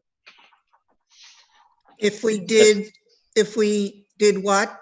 What Dan just proposed, using $200,000 from surplus, and the remaining amounts to come from the capital reserve fund. Nope, CIP. I'm sorry, impact fees. I apologize, impact fees. Don't mix them up. Okay. We talked about 12 or 14 cents if everything came out of impact fees. That's correct. Right.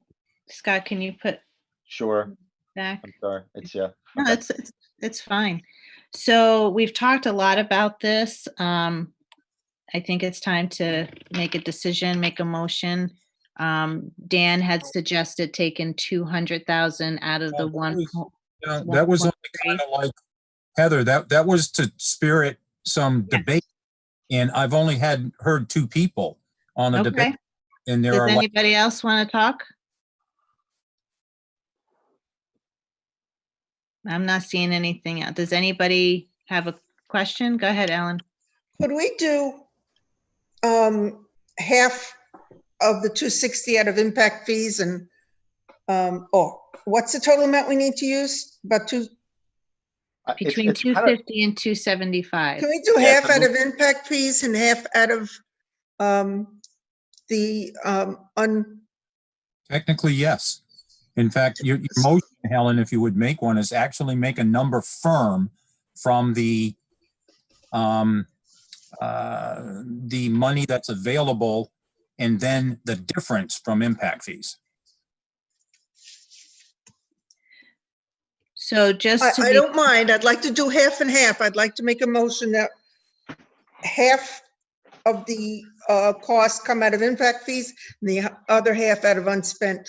That becomes a bit challenging because we don't know what that number is going to be. And I think what Dan is trying to say might be is that if it was a firm number, like 150,000, or Dan had said before 200,000, then it becomes a bit easier to manage.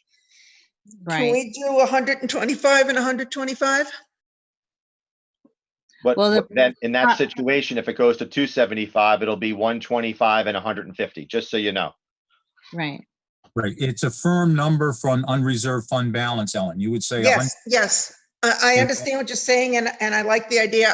I'm just having a difficult time coming up with the exact figure to put in my motion. So was it 175 out of the? It'd be 1.25 would be 250, and one more than that would be more. So you're starting with 125,000 and working your way up to maybe 137,500. Okay, can I say something before? Sorry, Brian, go ahead. I was just going to try to help craft a motion that I think Dan is precisely right. You have to make it some certain amount to come from unassigned fund balance, and then any other project overage would come from impact fees. So I think if you made a motion that you're authorizing the use of the FY20 unassigned fund balance in the amount of 175,000 to fund the overage of the Glen Lake project, with the remainder to be paid for through the use of impact fees. So moved. Okay, so before I take a second, I think, Tim, did you have something you wanted to say? I was going to ask if, while Ellen was crafting her motion, if we could skew the seesaw where more money was being pulled from impact fees versus from the unassigned fund balance, because I think initially the spirit of putting the extension on Glen Lake was to have as minimal of the tax impact as possible. And I believe that even though technically we're not raising taxes by lowering the unassigned fund balance, we are in a roundabout way having a tax impact. So I was going to ask to craft a motion to skew it more towards impact fees. How Do you much have a you think? suggestion? About 100? 100 and a quarter or what? Yeah, I liked 125. I didn't like 175, but I liked 125. I Coming like the out of 125 too. impact fees, Tim? No. No, Unreasonable fund unassigned fund balance. balance. Unassigned. Yeah, I'm okay with that. You 125 with the balance to come from the impact fee. Impact fees. Okay, that's your motion? Yes. Heather, I would second that motion. All right, thank you, Dan. Before I take a roll call, I just want to confirm, because I know, Dan, you had mentioned taking money out of the 1.3 million, I Well, can't think of the word, of it that rolls fund. all up. It actually rolls up all into the unassigned fund balance anyway. So True. the spirit is the disparity aid. Yes, that's it. It flows into that number, so it's not specific. Okay. All right. So Denise, did you get all of those numbers correct? Okay. Does anybody have anything they want to say before we take a roll call? Can you repeat the motion, please? Sure. Denise? Ellen Vermarquis, motion to authorize the use of the fiscal year 20 unassigned fund balance of 125,000 with remainder to be paid for in impact fees, seconded by Dan Cloutier. Okay. Did you get that, Janelle? I did. Shouldn't it say for the Glen Lake project overage? Yeah, I'll Yes. affirm that addition. Okay. We good, Denise? Yep. Okay. All right. So we have a motion. We have a second. We've talked about it. I'm going to do a roll call. Dan? Yes. Ellen? Yes. Tim? Yes. Susanna? Yes. Janelle? Yes. Ginny? Yes. Retta? Yes. And Heather, yes. We're unanimous. All right. Thank you, Scott. Is there more?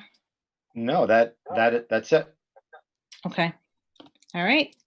Moving on to the superintendent report. The co-curricular? Co-curricular stipends we're going to discuss in non-public. Thank you. You're welcome. Okay. Hey, Brian. My first thing that I'd like to share from the superintendent's report is I would like to introduce the board to Kim Rivers. You'll see Kim is coming up on the screen here.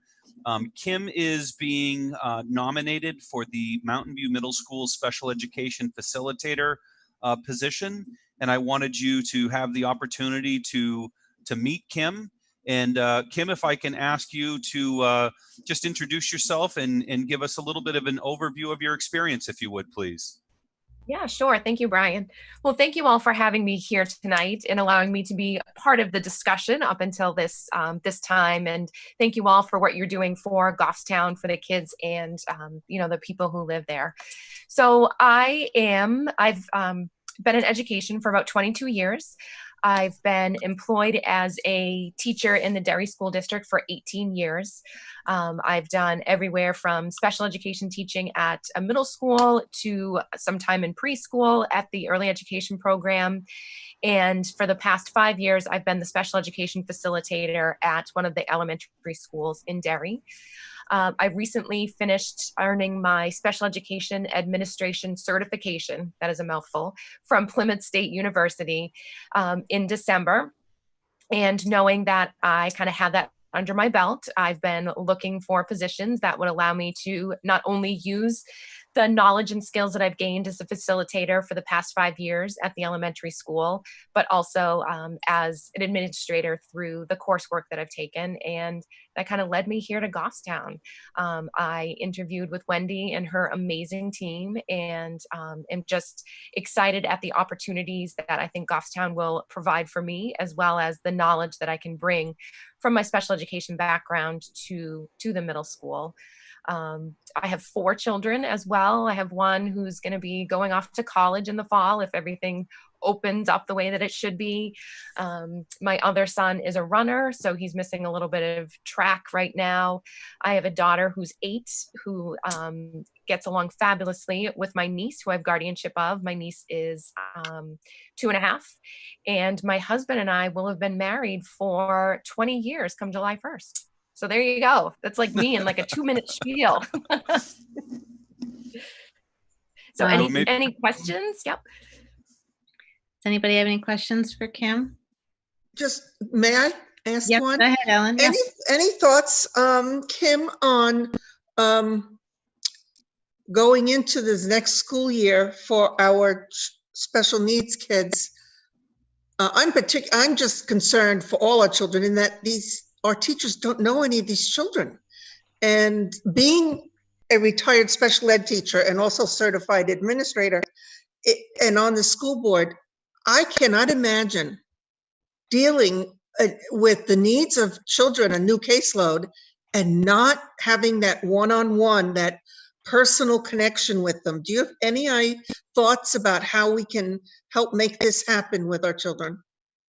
Yeah, I think it's a really good question. And I think it's one that's on kind of everybody's mind right now. I think that the repercussions from this remote learning and this whole pandemic are going to be, I don't think we're really going to know them for a couple of years. I think it's going to continue.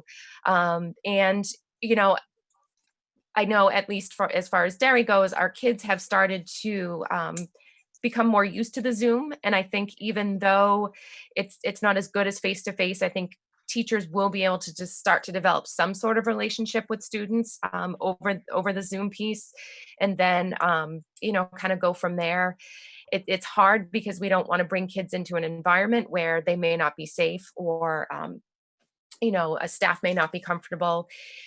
It's I don't know, Ellen. It's just an interesting time to be in education. It's kind of fascinating. I'm glad I retired last year. Right, you timed it just right, Ellen. I just timed it right. And I think no matter what happens, we're going to get through it all together, and just kind of work together as a team. And that's one of the reasons why I'm excited to start working, with Wendy. And, July 1st is kind of when I'm, started or planning to be starting. So just kind of getting in there and seeing what's been done so far at the middle school and what I can do to kind of help facilitate those relationships. You're right, not just for the students in special education, but for all students. Social emotional learning is definitely one of my passions. So I'm excited to just kind of see where we're going to go. Welcome aboard. Thank you. Thank you, Ellen. Anyone Any else? other questions for Kim? All right. Well, Kim, I will thank you for being with us. I appreciate your flexibility, and No, my pleasure. I will bid you a pleasant evening. Okay. All right. Thank you so much. It was nice meeting all of you. Thank you. Welcome. You're Bye. welcome. Thank you very much. Bye. Bye-bye. So I'll continue. I've got a few more things for the board this evening. Sure. I wanted to let you know that we have been working, all of the administrators have been meeting multiple times a week on reopening. So we have been looking at schedules, looking at how we're going to do cohorts, taking the reopening framework and making that an operational plan.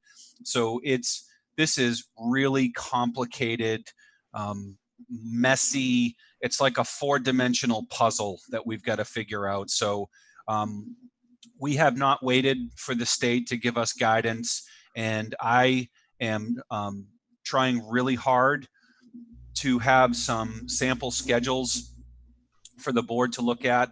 I don't know if we'll be ready in 2 weeks. I hope we might be, but I do want our planning work to be done before July.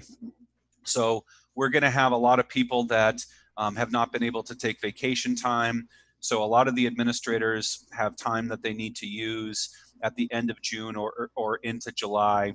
The teachers aren't going to be working in July, and we just simply cannot wait to do this planning and in August. So we have been spending hours and hours and hours trying to look at the nuts and bolts of how we're going to reopen. And then each school will be forming a team to make the reopening framework operational at that particular site location. But we're trying to get the schedules and the cohort pieces figured out prior. So Mrs. Barry and I and Scott and all the administrators have been grinding away at this. So we continue that work.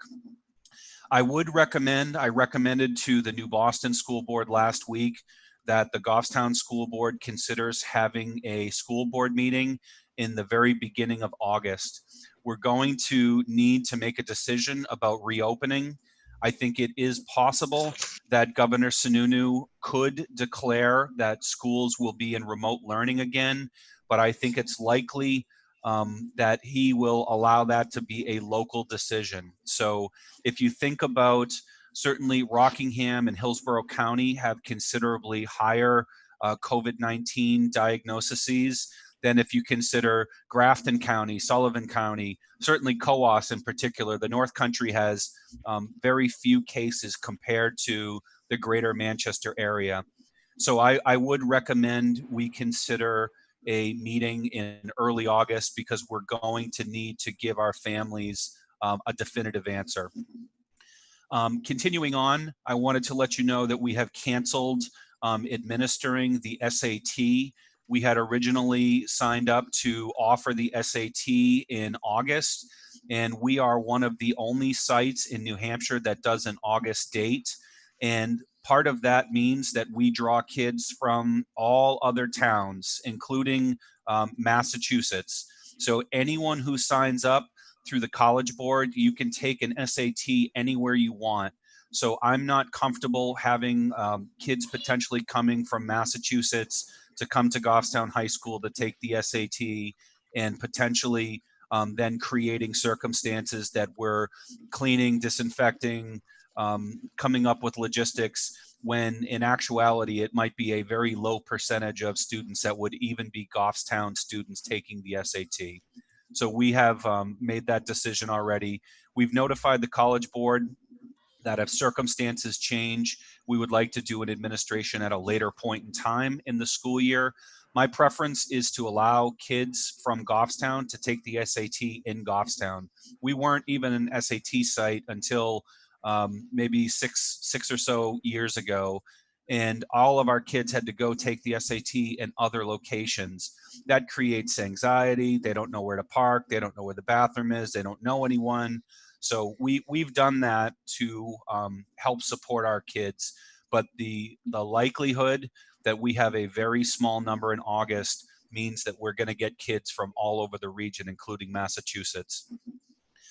Governor Sununu issued a new executive order last week. I believe it was executive order number 48 that has rather significant sweeping implications for extended school year. There are requirements for holding extended school year determination eligibility meetings, as well as requiring every special education student has to have a meeting in the first 30 days of the next school year to consider things like regression and the potential need for compensatory services. It was, I support it fully in spirit. Logistically, it's an incredible burden and challenge for our special educators to continue to have all these meetings. Remote learning is now shifting for driver's education. So there's a new order that driver's education, there can be one student in the car. I do want to point out, and I might ask Mr. Gross if he wants to chime in, our current policy requires at least 2 students in the car. So this will be an example of a policy alteration that we will make. We have been, Mr. Gross has been in contact with our driver's ed providers and making sure that They will be doing things like driving with the windows open, everyone's wearing masks, cars are being cleaned and disinfected. But I did want to let you know that that was another executive order from the governor. Ellen asked a very good question of Kim Rivers, looking at how are these teachers going to get to know their kids.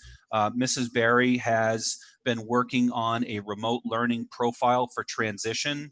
So this is something that she's been working with our educators around developing a transition tool so that new teachers can get to know their students.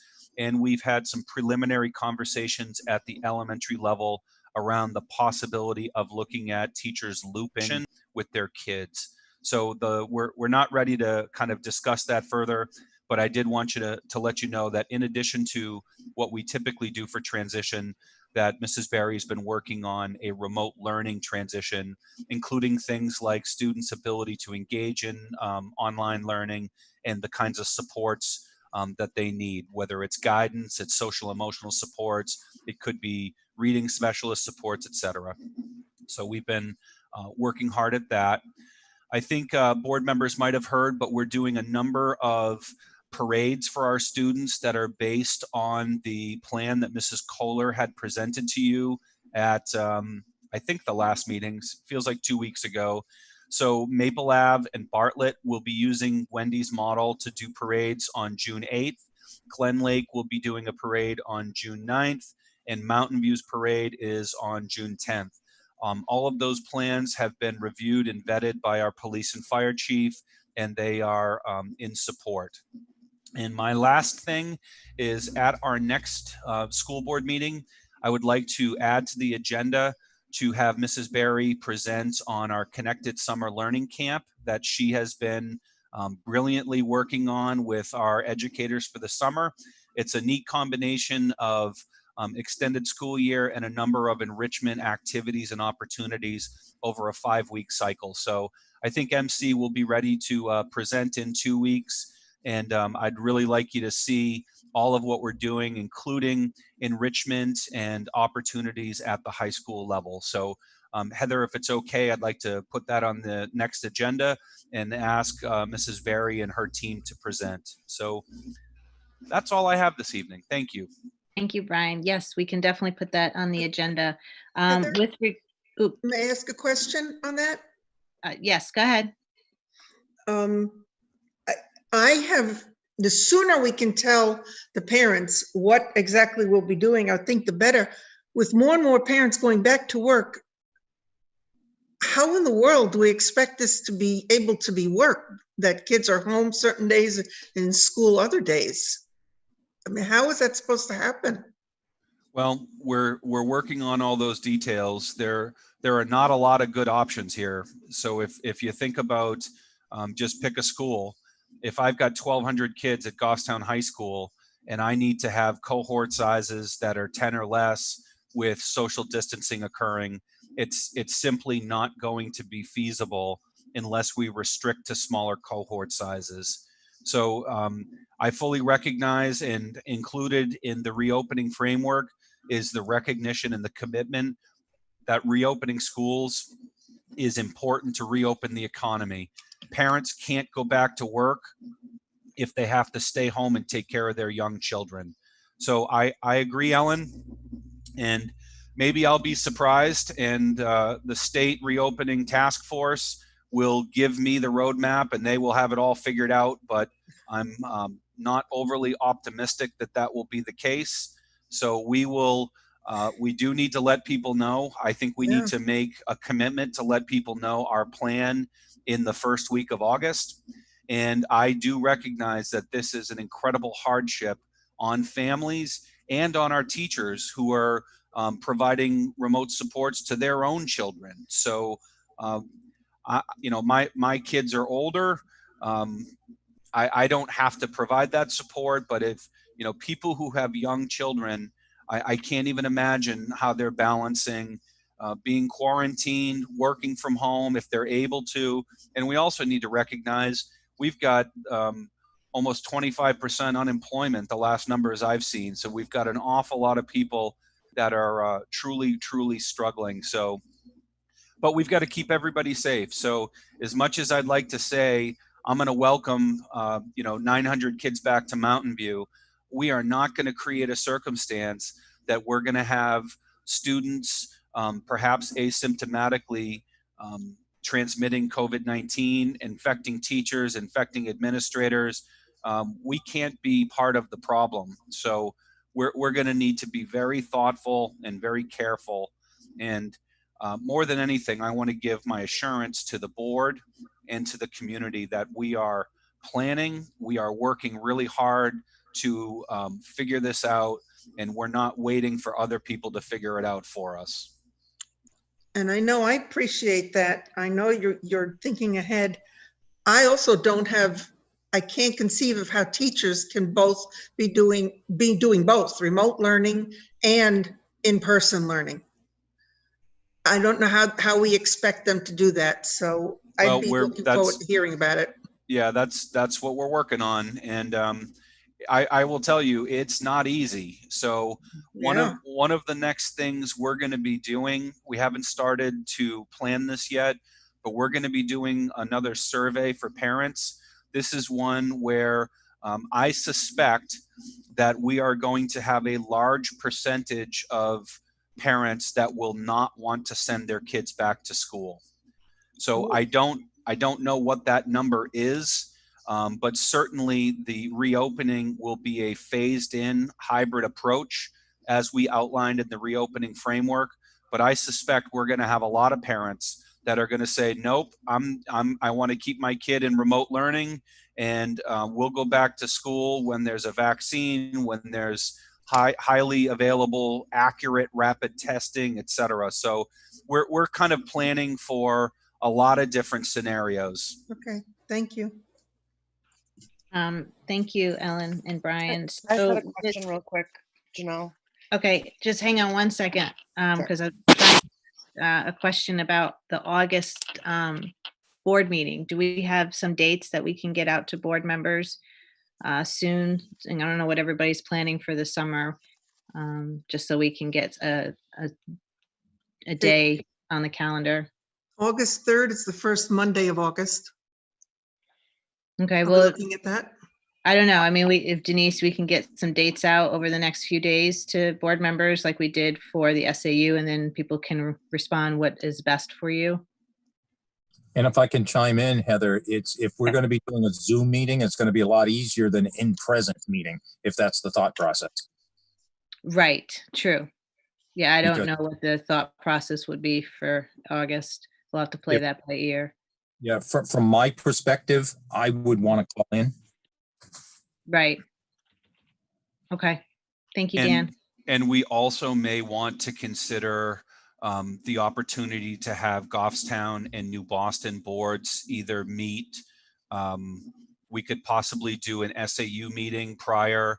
So this is going to impact everybody. So I think we're going to want to take the approach that we would have probably an SAU board meeting where we would discuss this and give both boards the opportunity to consider the planning, but then each board would need to make their own decisions. So maybe we can think about, and I did float this to New Boston last week, so they would not be surprised, but we might want to take that approach. I like Monday, August 3rd, and maybe what we could do is we could schedule an SAU board meeting and then have a Goffstown meeting after it or something of that nature. But we'll let Mrs. Moran think about that and take a look at the schedule, and we'll talk more with New Boston as well.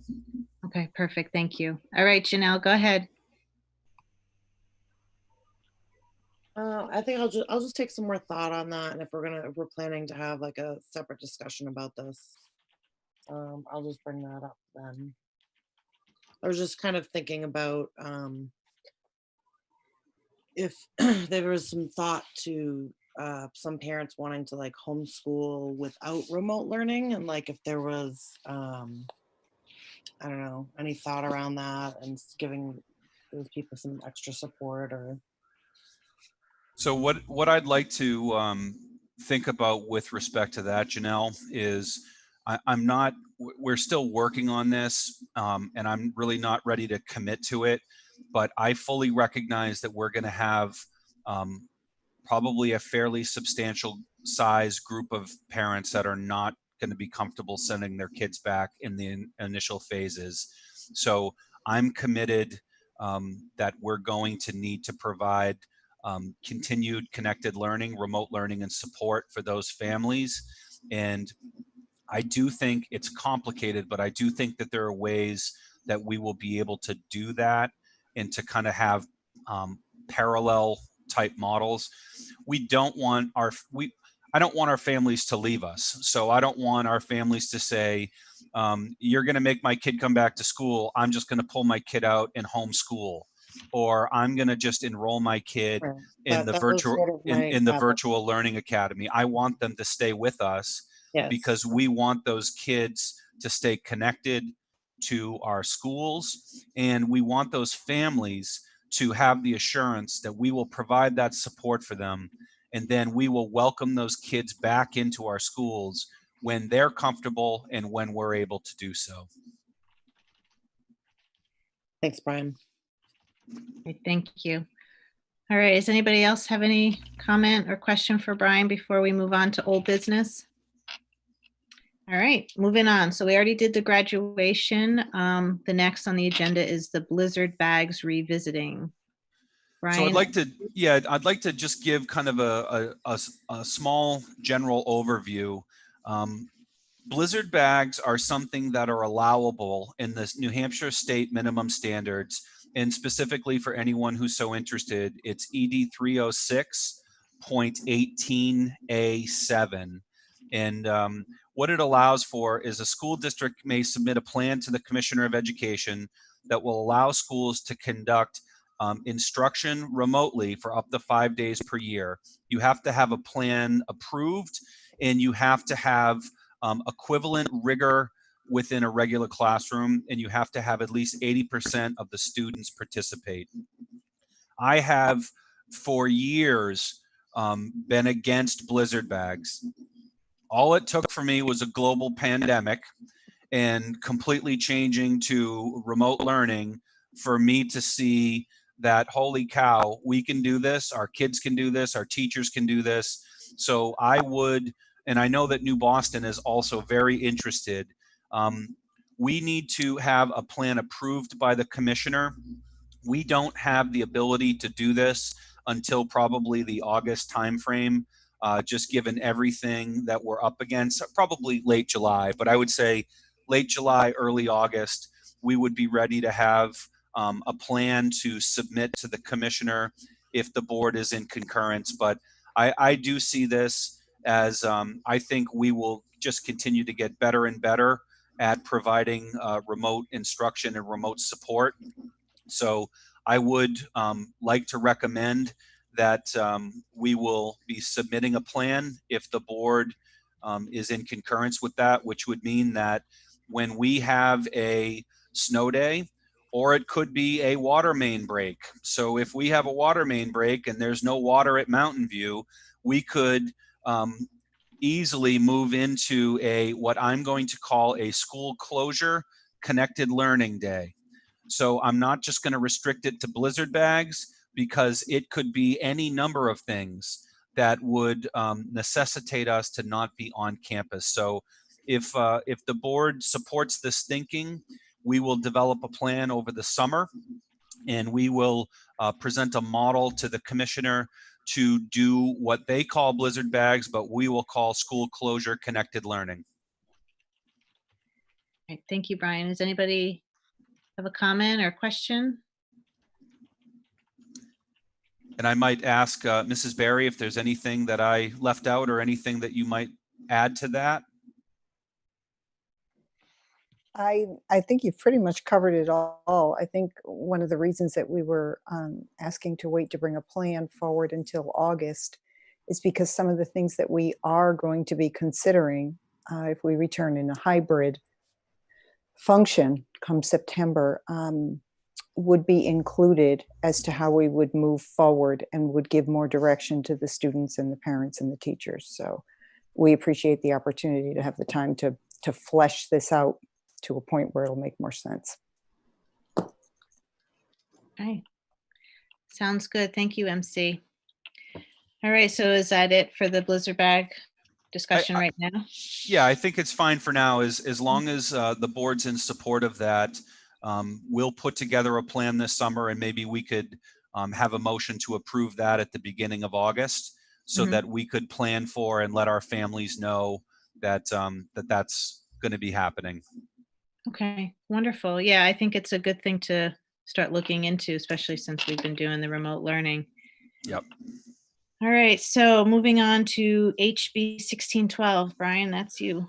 Yeah, so this is just a brief update. One of the requirements, and just for interested members of the community, the HB 1612 is House Bill 1612, which required school districts to create a data governance and security plan, essentially.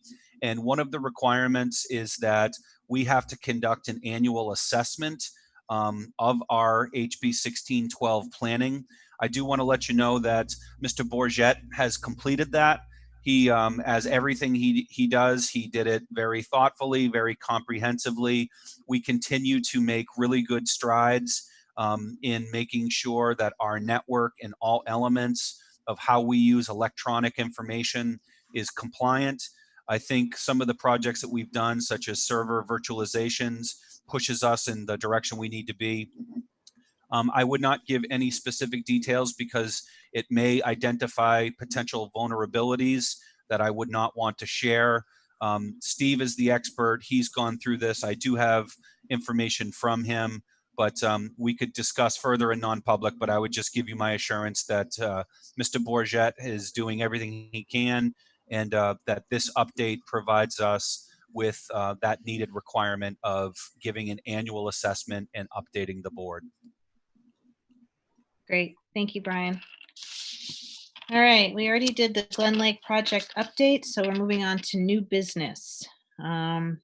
We need to start doing board authorization request for our summer months. So we're going to need, it looks like 4 different motions here. So the first is to conduct business during the summer months. Does anybody want to give a motion? So moved. Okay, by Second. Ellen. Well, was that Janelle? Yep. Did you second? Yep. Second by Janelle. Okay, thank you, Janelle. All right, anybody else have any questions or comments? We are having a meeting on the 22nd or the 15th, are we not? 15th, yes, June 15th will be our last meeting. Okay. And we're thinking we're doing it now because we might not have a meeting? I'm not sure. It was put on the agenda. Brian, do you want to respond to that? Yeah, we just, you could wait if you'd like to wait until your next meeting. We just thought we'd queue it up and give you the chance to go ahead and do that now. Because we already have board authorization to go to the end of the school year. Yeah, if I can, Heather, summer months are after the last meeting, so. Correct. Be So do you want after to? our next scheduled meeting. That would be inherent in what we're talking about. Would you agree? Yes. It was just on at the last year at this time. That's why it went back on again. That's what I Understand. thought. I just wanted to be clear because, you know, in the back of my mind, Jared's talking. And he's like, right. Okay. Well, Okay, the motion does say during summer months. Yes. It does. So Dan, it's up to you. We can. No, I'm okay going today Okay. with knowing that we still have one more meeting to make decisions. We're not gonna come back in 2 Right. weeks. Okay, well, we made a decision because it's the summer months is the intent. Right, and that was in the motion. We can do Yes. July 1st if you want in the No, motion. no, because we may have to make something after the 15th Okay. because So- it's 15th. So that's the summer starts when our scheduled meetings end. And which is June 15th, correct? Pretty much, yeah. That's I just wanted that to hit the minutes. Okay. All So right. there's no question. Thank you. All right, so you're welcome. So are we good with the motion and the second? Yes. Greta, do you want to say something? What? And I'm also thinking of Jared right now. Do we just say, and we had that language until the next scheduled meeting, start, from June 15th until the next schedule, whatever that language is that he puts in there. Right, but this is what we do every year for the administration to conduct business through the summer. So we're just doing it now for the summer months. Okay. So if we come back in August, they could, would it stop? If, we don't, what are the summer months? I guess that's my question. Excellent question. Go ahead, Dan. Typically, it's July and August. Well, it's usually between our last meeting in June and our first meeting at the end of August. At the end of August, not a COVID meeting, and Right. our beginning August meeting is a COVID meeting, and so I would suggest that it would be the summer, which would be normally at this point after our meeting scheduled on June 15th through our first scheduled meeting, which would be somewhere around August 23rd. Is that what we're thinking? Yeah, I think so. I don't know what the first Probably in that time frame. Yes. Yeah, in that time frame. That's I think what we're talking about. If everybody kind of concurs. Okay, do you want me to say summer months being June 15th through the end of August when the board meets again? You could. That would make it very, very clear. There you go. I'll second that. All right, so you're amending that, you're seconding. Everybody good with that motion? Denise, did you get that? Okay, so I'm going to take a roll call vote. Dan? Yes. Ellen? Yes. Tim? Yes. Susanna? Yes. Janelle? Yes. Ginny? Yes. Retta? Yes. And Heather, yes, we're unanimous. So now we go on to hiring during the summer months, giving the board authorization to do that.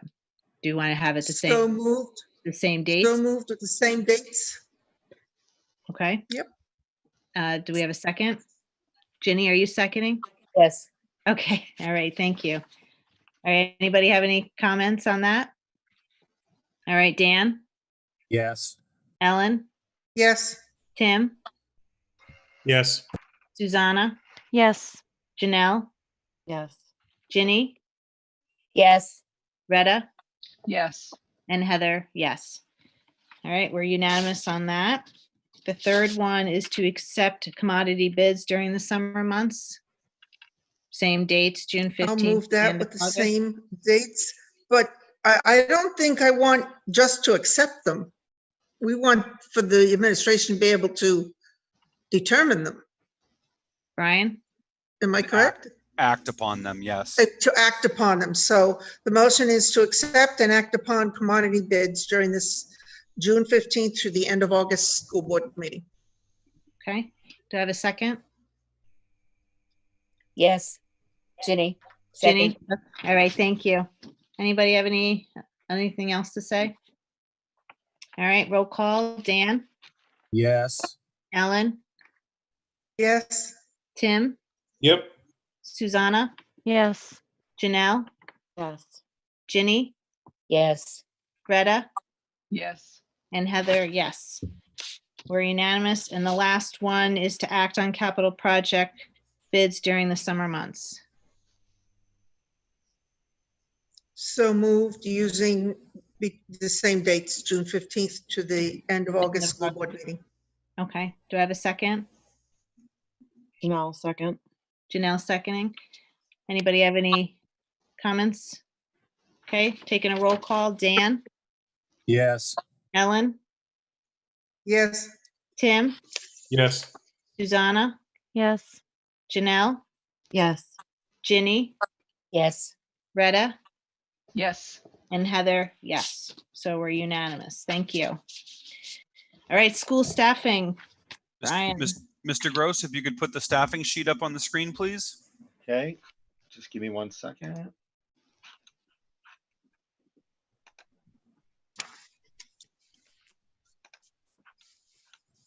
There you go. It's coming up right now. Okay, thank you. Scott, can you make that bigger?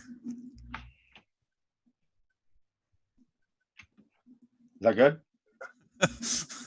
You want it bigger than that? Maybe a little bit bigger than that. Okay, Maybe that's get you some good. new I glasses, get to. Brian. Yeah, I know. I need to go back to the eye doctor, but I'm not really looking forward to doing that right now. So for notifications, we have a couple leaves of absence, one for Emma Sobolov, one for Ashley Barisi, and one for Amy Goudreau. So those are just notifications for you. And then if you scroll down a little bit, please, Scott, we have a number of resignations. Joanna Hartson, Elizabeth Paul, Abigail Pearson. Those are resignations that you would need to make a motion to accept their resignations. Move to accept the resignations. Okay, by Ellen. I can't see anyone, so is I will somebody? second that. This is Susanna. Thank you, Susanna. All right, so we gotta do a roll call. Dan, Yes. Ellen, Yes. Tim, Yes. Susanna, Yes. Janelle, Yes. Ginny, Yes. Retta,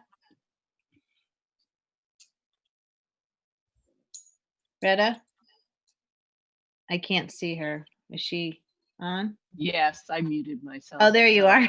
That's okay. And Heather, yes, so we're unanimous in accepting those resignations. Thank you. So we have 2 teacher nominations. And if you had any questions, I know that Mrs. Barry would be the one to speak to these. Scott, if you could put the sheet back up so I can read the names. I'm getting a text message I can't see. So I'm like, okay. Okay, so people are making fun of my vision. It's okay. No. It was they needed to see something else, so I don't know. But okay. Getting conflicting messages, Brian. Okay. We have here, and I'm probably not going to do justice to this last name. Mrs. Barry, can you help me out here? Emma It's Afraidy. Efraidy, thank you, for middle school music, and Alyssa Strickland, high school science. So those are 2 nominations. And MC, do you want to speak very briefly to those 2 candidates?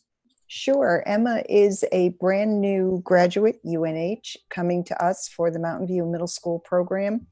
Her instrument of choice is saxophone. However, she plays keyboard and several other instruments as well. And interestingly, she played for Mrs. Kohler and for me during her interview, a lovely piece.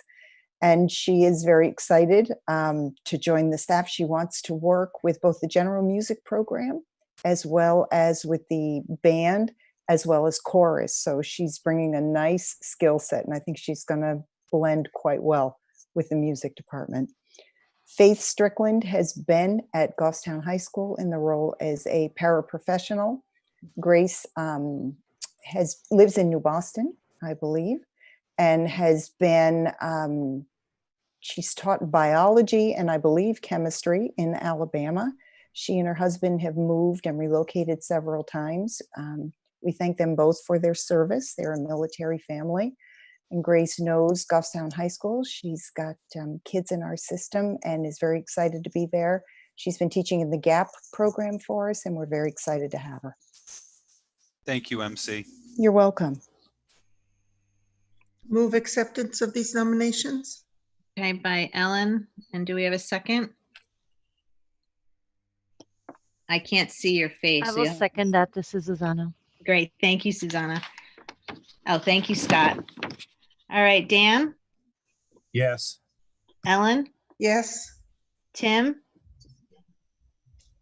Yes. Susanna, Yes. Janelle, Yes.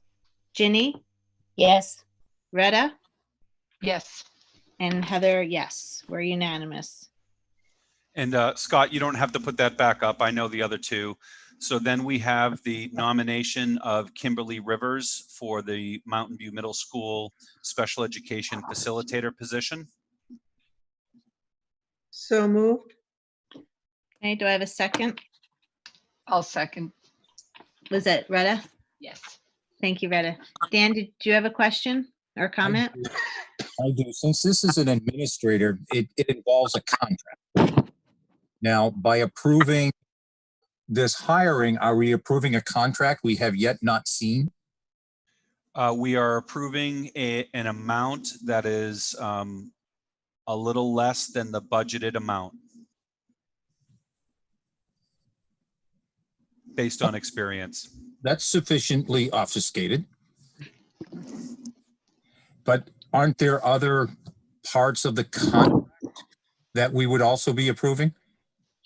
I would say it's essentially kind of the general administrative contract. If the board was so inclined, we could go into non-public under RSA 91A32A and discuss compensation further. Right. There are specific non-financial pieces of the contract that sometimes are in there that we don't know about, that I think it would be prudent to understand. I don't have Mrs. McGrath with me this evening, so some of that might be hard for me, but I would say that there would be nothing in the contract that wasn't in the contract of the last several people that we've had in that role. So very identical contracts with the addition of a different salary amount.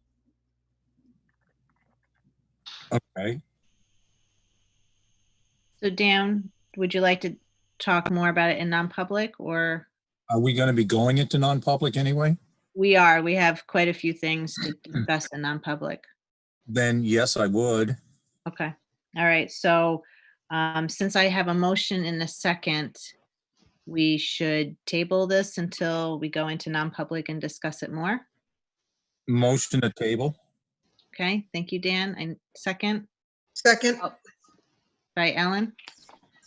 All right. I'll do a roll call. Dan? Yes. Ellen? Yes. Tim? Yes. Susanna? Yes. Janelle? Yes. Ginny? Yes. Retta? Yes. And Heather, yes. So motion passed to table, and we will go into non-public to discuss further.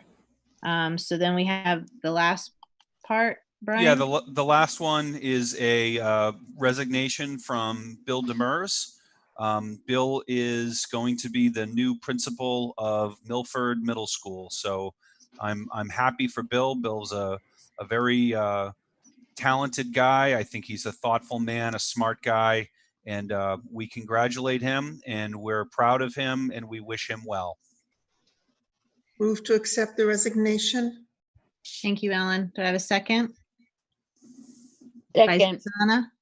Susanna, was Ginny. that you? Oh, no, Ginny is second? Okay. All right. Do a roll call. Dan? Yes. Ellen? Sorry, who Yes. seconded? Second was Ginny. Jenny, thank you. You're welcome. Ellen? Yes. Tim? Yes. Susanna? Yes. Janelle? Yes. Ginny? Yes. Retta? Yes. And Heather. Passes unanimously. And the last piece, Heather, is I had mentioned, I think a month ago at this point, that due to preschool numbers that we would be in need of an additional special education teacher at Glen Lake School. That position is going to be moved from the high school. So we had a resignation of a special education teacher at Goffstown High School. And at this point, we are not going to fill that position. We're going to move that position to Glen Lake. I've worked with Mr. McBride, with Dr. Dolph, and we're comfortable doing that at this point. We're not really comfortable at this point coming in asking for a new position that's unbudgeted for next fiscal year, just particularly given that we have so many unknowns from a cost perspective. So that's just an informational piece that we're just removing, repurposing that position. I had mentioned that a while ago, but I wanted to let you know that we would be going ahead with that. Okay, great. Thank you, Brian. And I just want to go back to the notifications. You mentioned Amy Goudreau was doing a leave of absence, but she's actually transferring from Maple Avenue to Mountain View to 5th grade, correct? MC? That's what it says on our sheet. So I just want to make sure MC saying yes. that that's accurate. Okay. All right, great. Thank you. Heather, if I may, what had happened was he read the two wrong lines. It was the upper two lines. Right. Yeah, he That's- missed the third line. That's all. I think we're good. All right. That's because Mr. Gross had a font size of about 8, and I was I need to get my magnifying glass and keep it by the computer, I think. That's fine. I just want to make sure we're all on the same page. All right. So is there anything else with school staffing? Nope. Okay. All right. Moving on. Other business that may legally come before the meeting. Can I ask a question? Yes. Go ahead, Denise. Once you finish talking about other for a special education teacher, you don't need a motion or anything for that? You were just letting them know? You were just informing them? We're just informing them that we're moving the position. Thank you. Thank you, Denise. All right. So if I don't see any other business, so we're going to go into non-public session RSA 91-A semicolon 3(2) under CI and A. C, matters which, if discussed in public, would likely affect adversely the reputation of any person other than a member of the public body itself, unless such person requests an open meeting.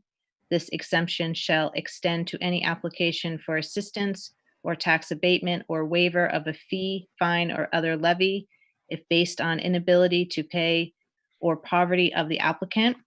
And I, consideration of matters relating to the preparation for and carrying out of emergency functions, including training to carry out such functions developed by local or state safety officials that are directly intended to thwart a deliberative act that is intended to result in widespread or severe damage to property or widespread injury or loss of life. And A is Contract negotiations. Yes. Perfect. Thank you, Dan. So I need a motion. I'll make that motion.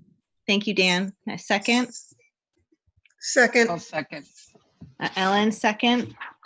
So I'm going to do a roll call. Dan, Yes. Ellen, Yes. Tim, Yes. Susanna, Yes. Janelle, Yes. Ginny, Yes. Retta, Yes. and Heather. Yes, sorry, I forgot to answer.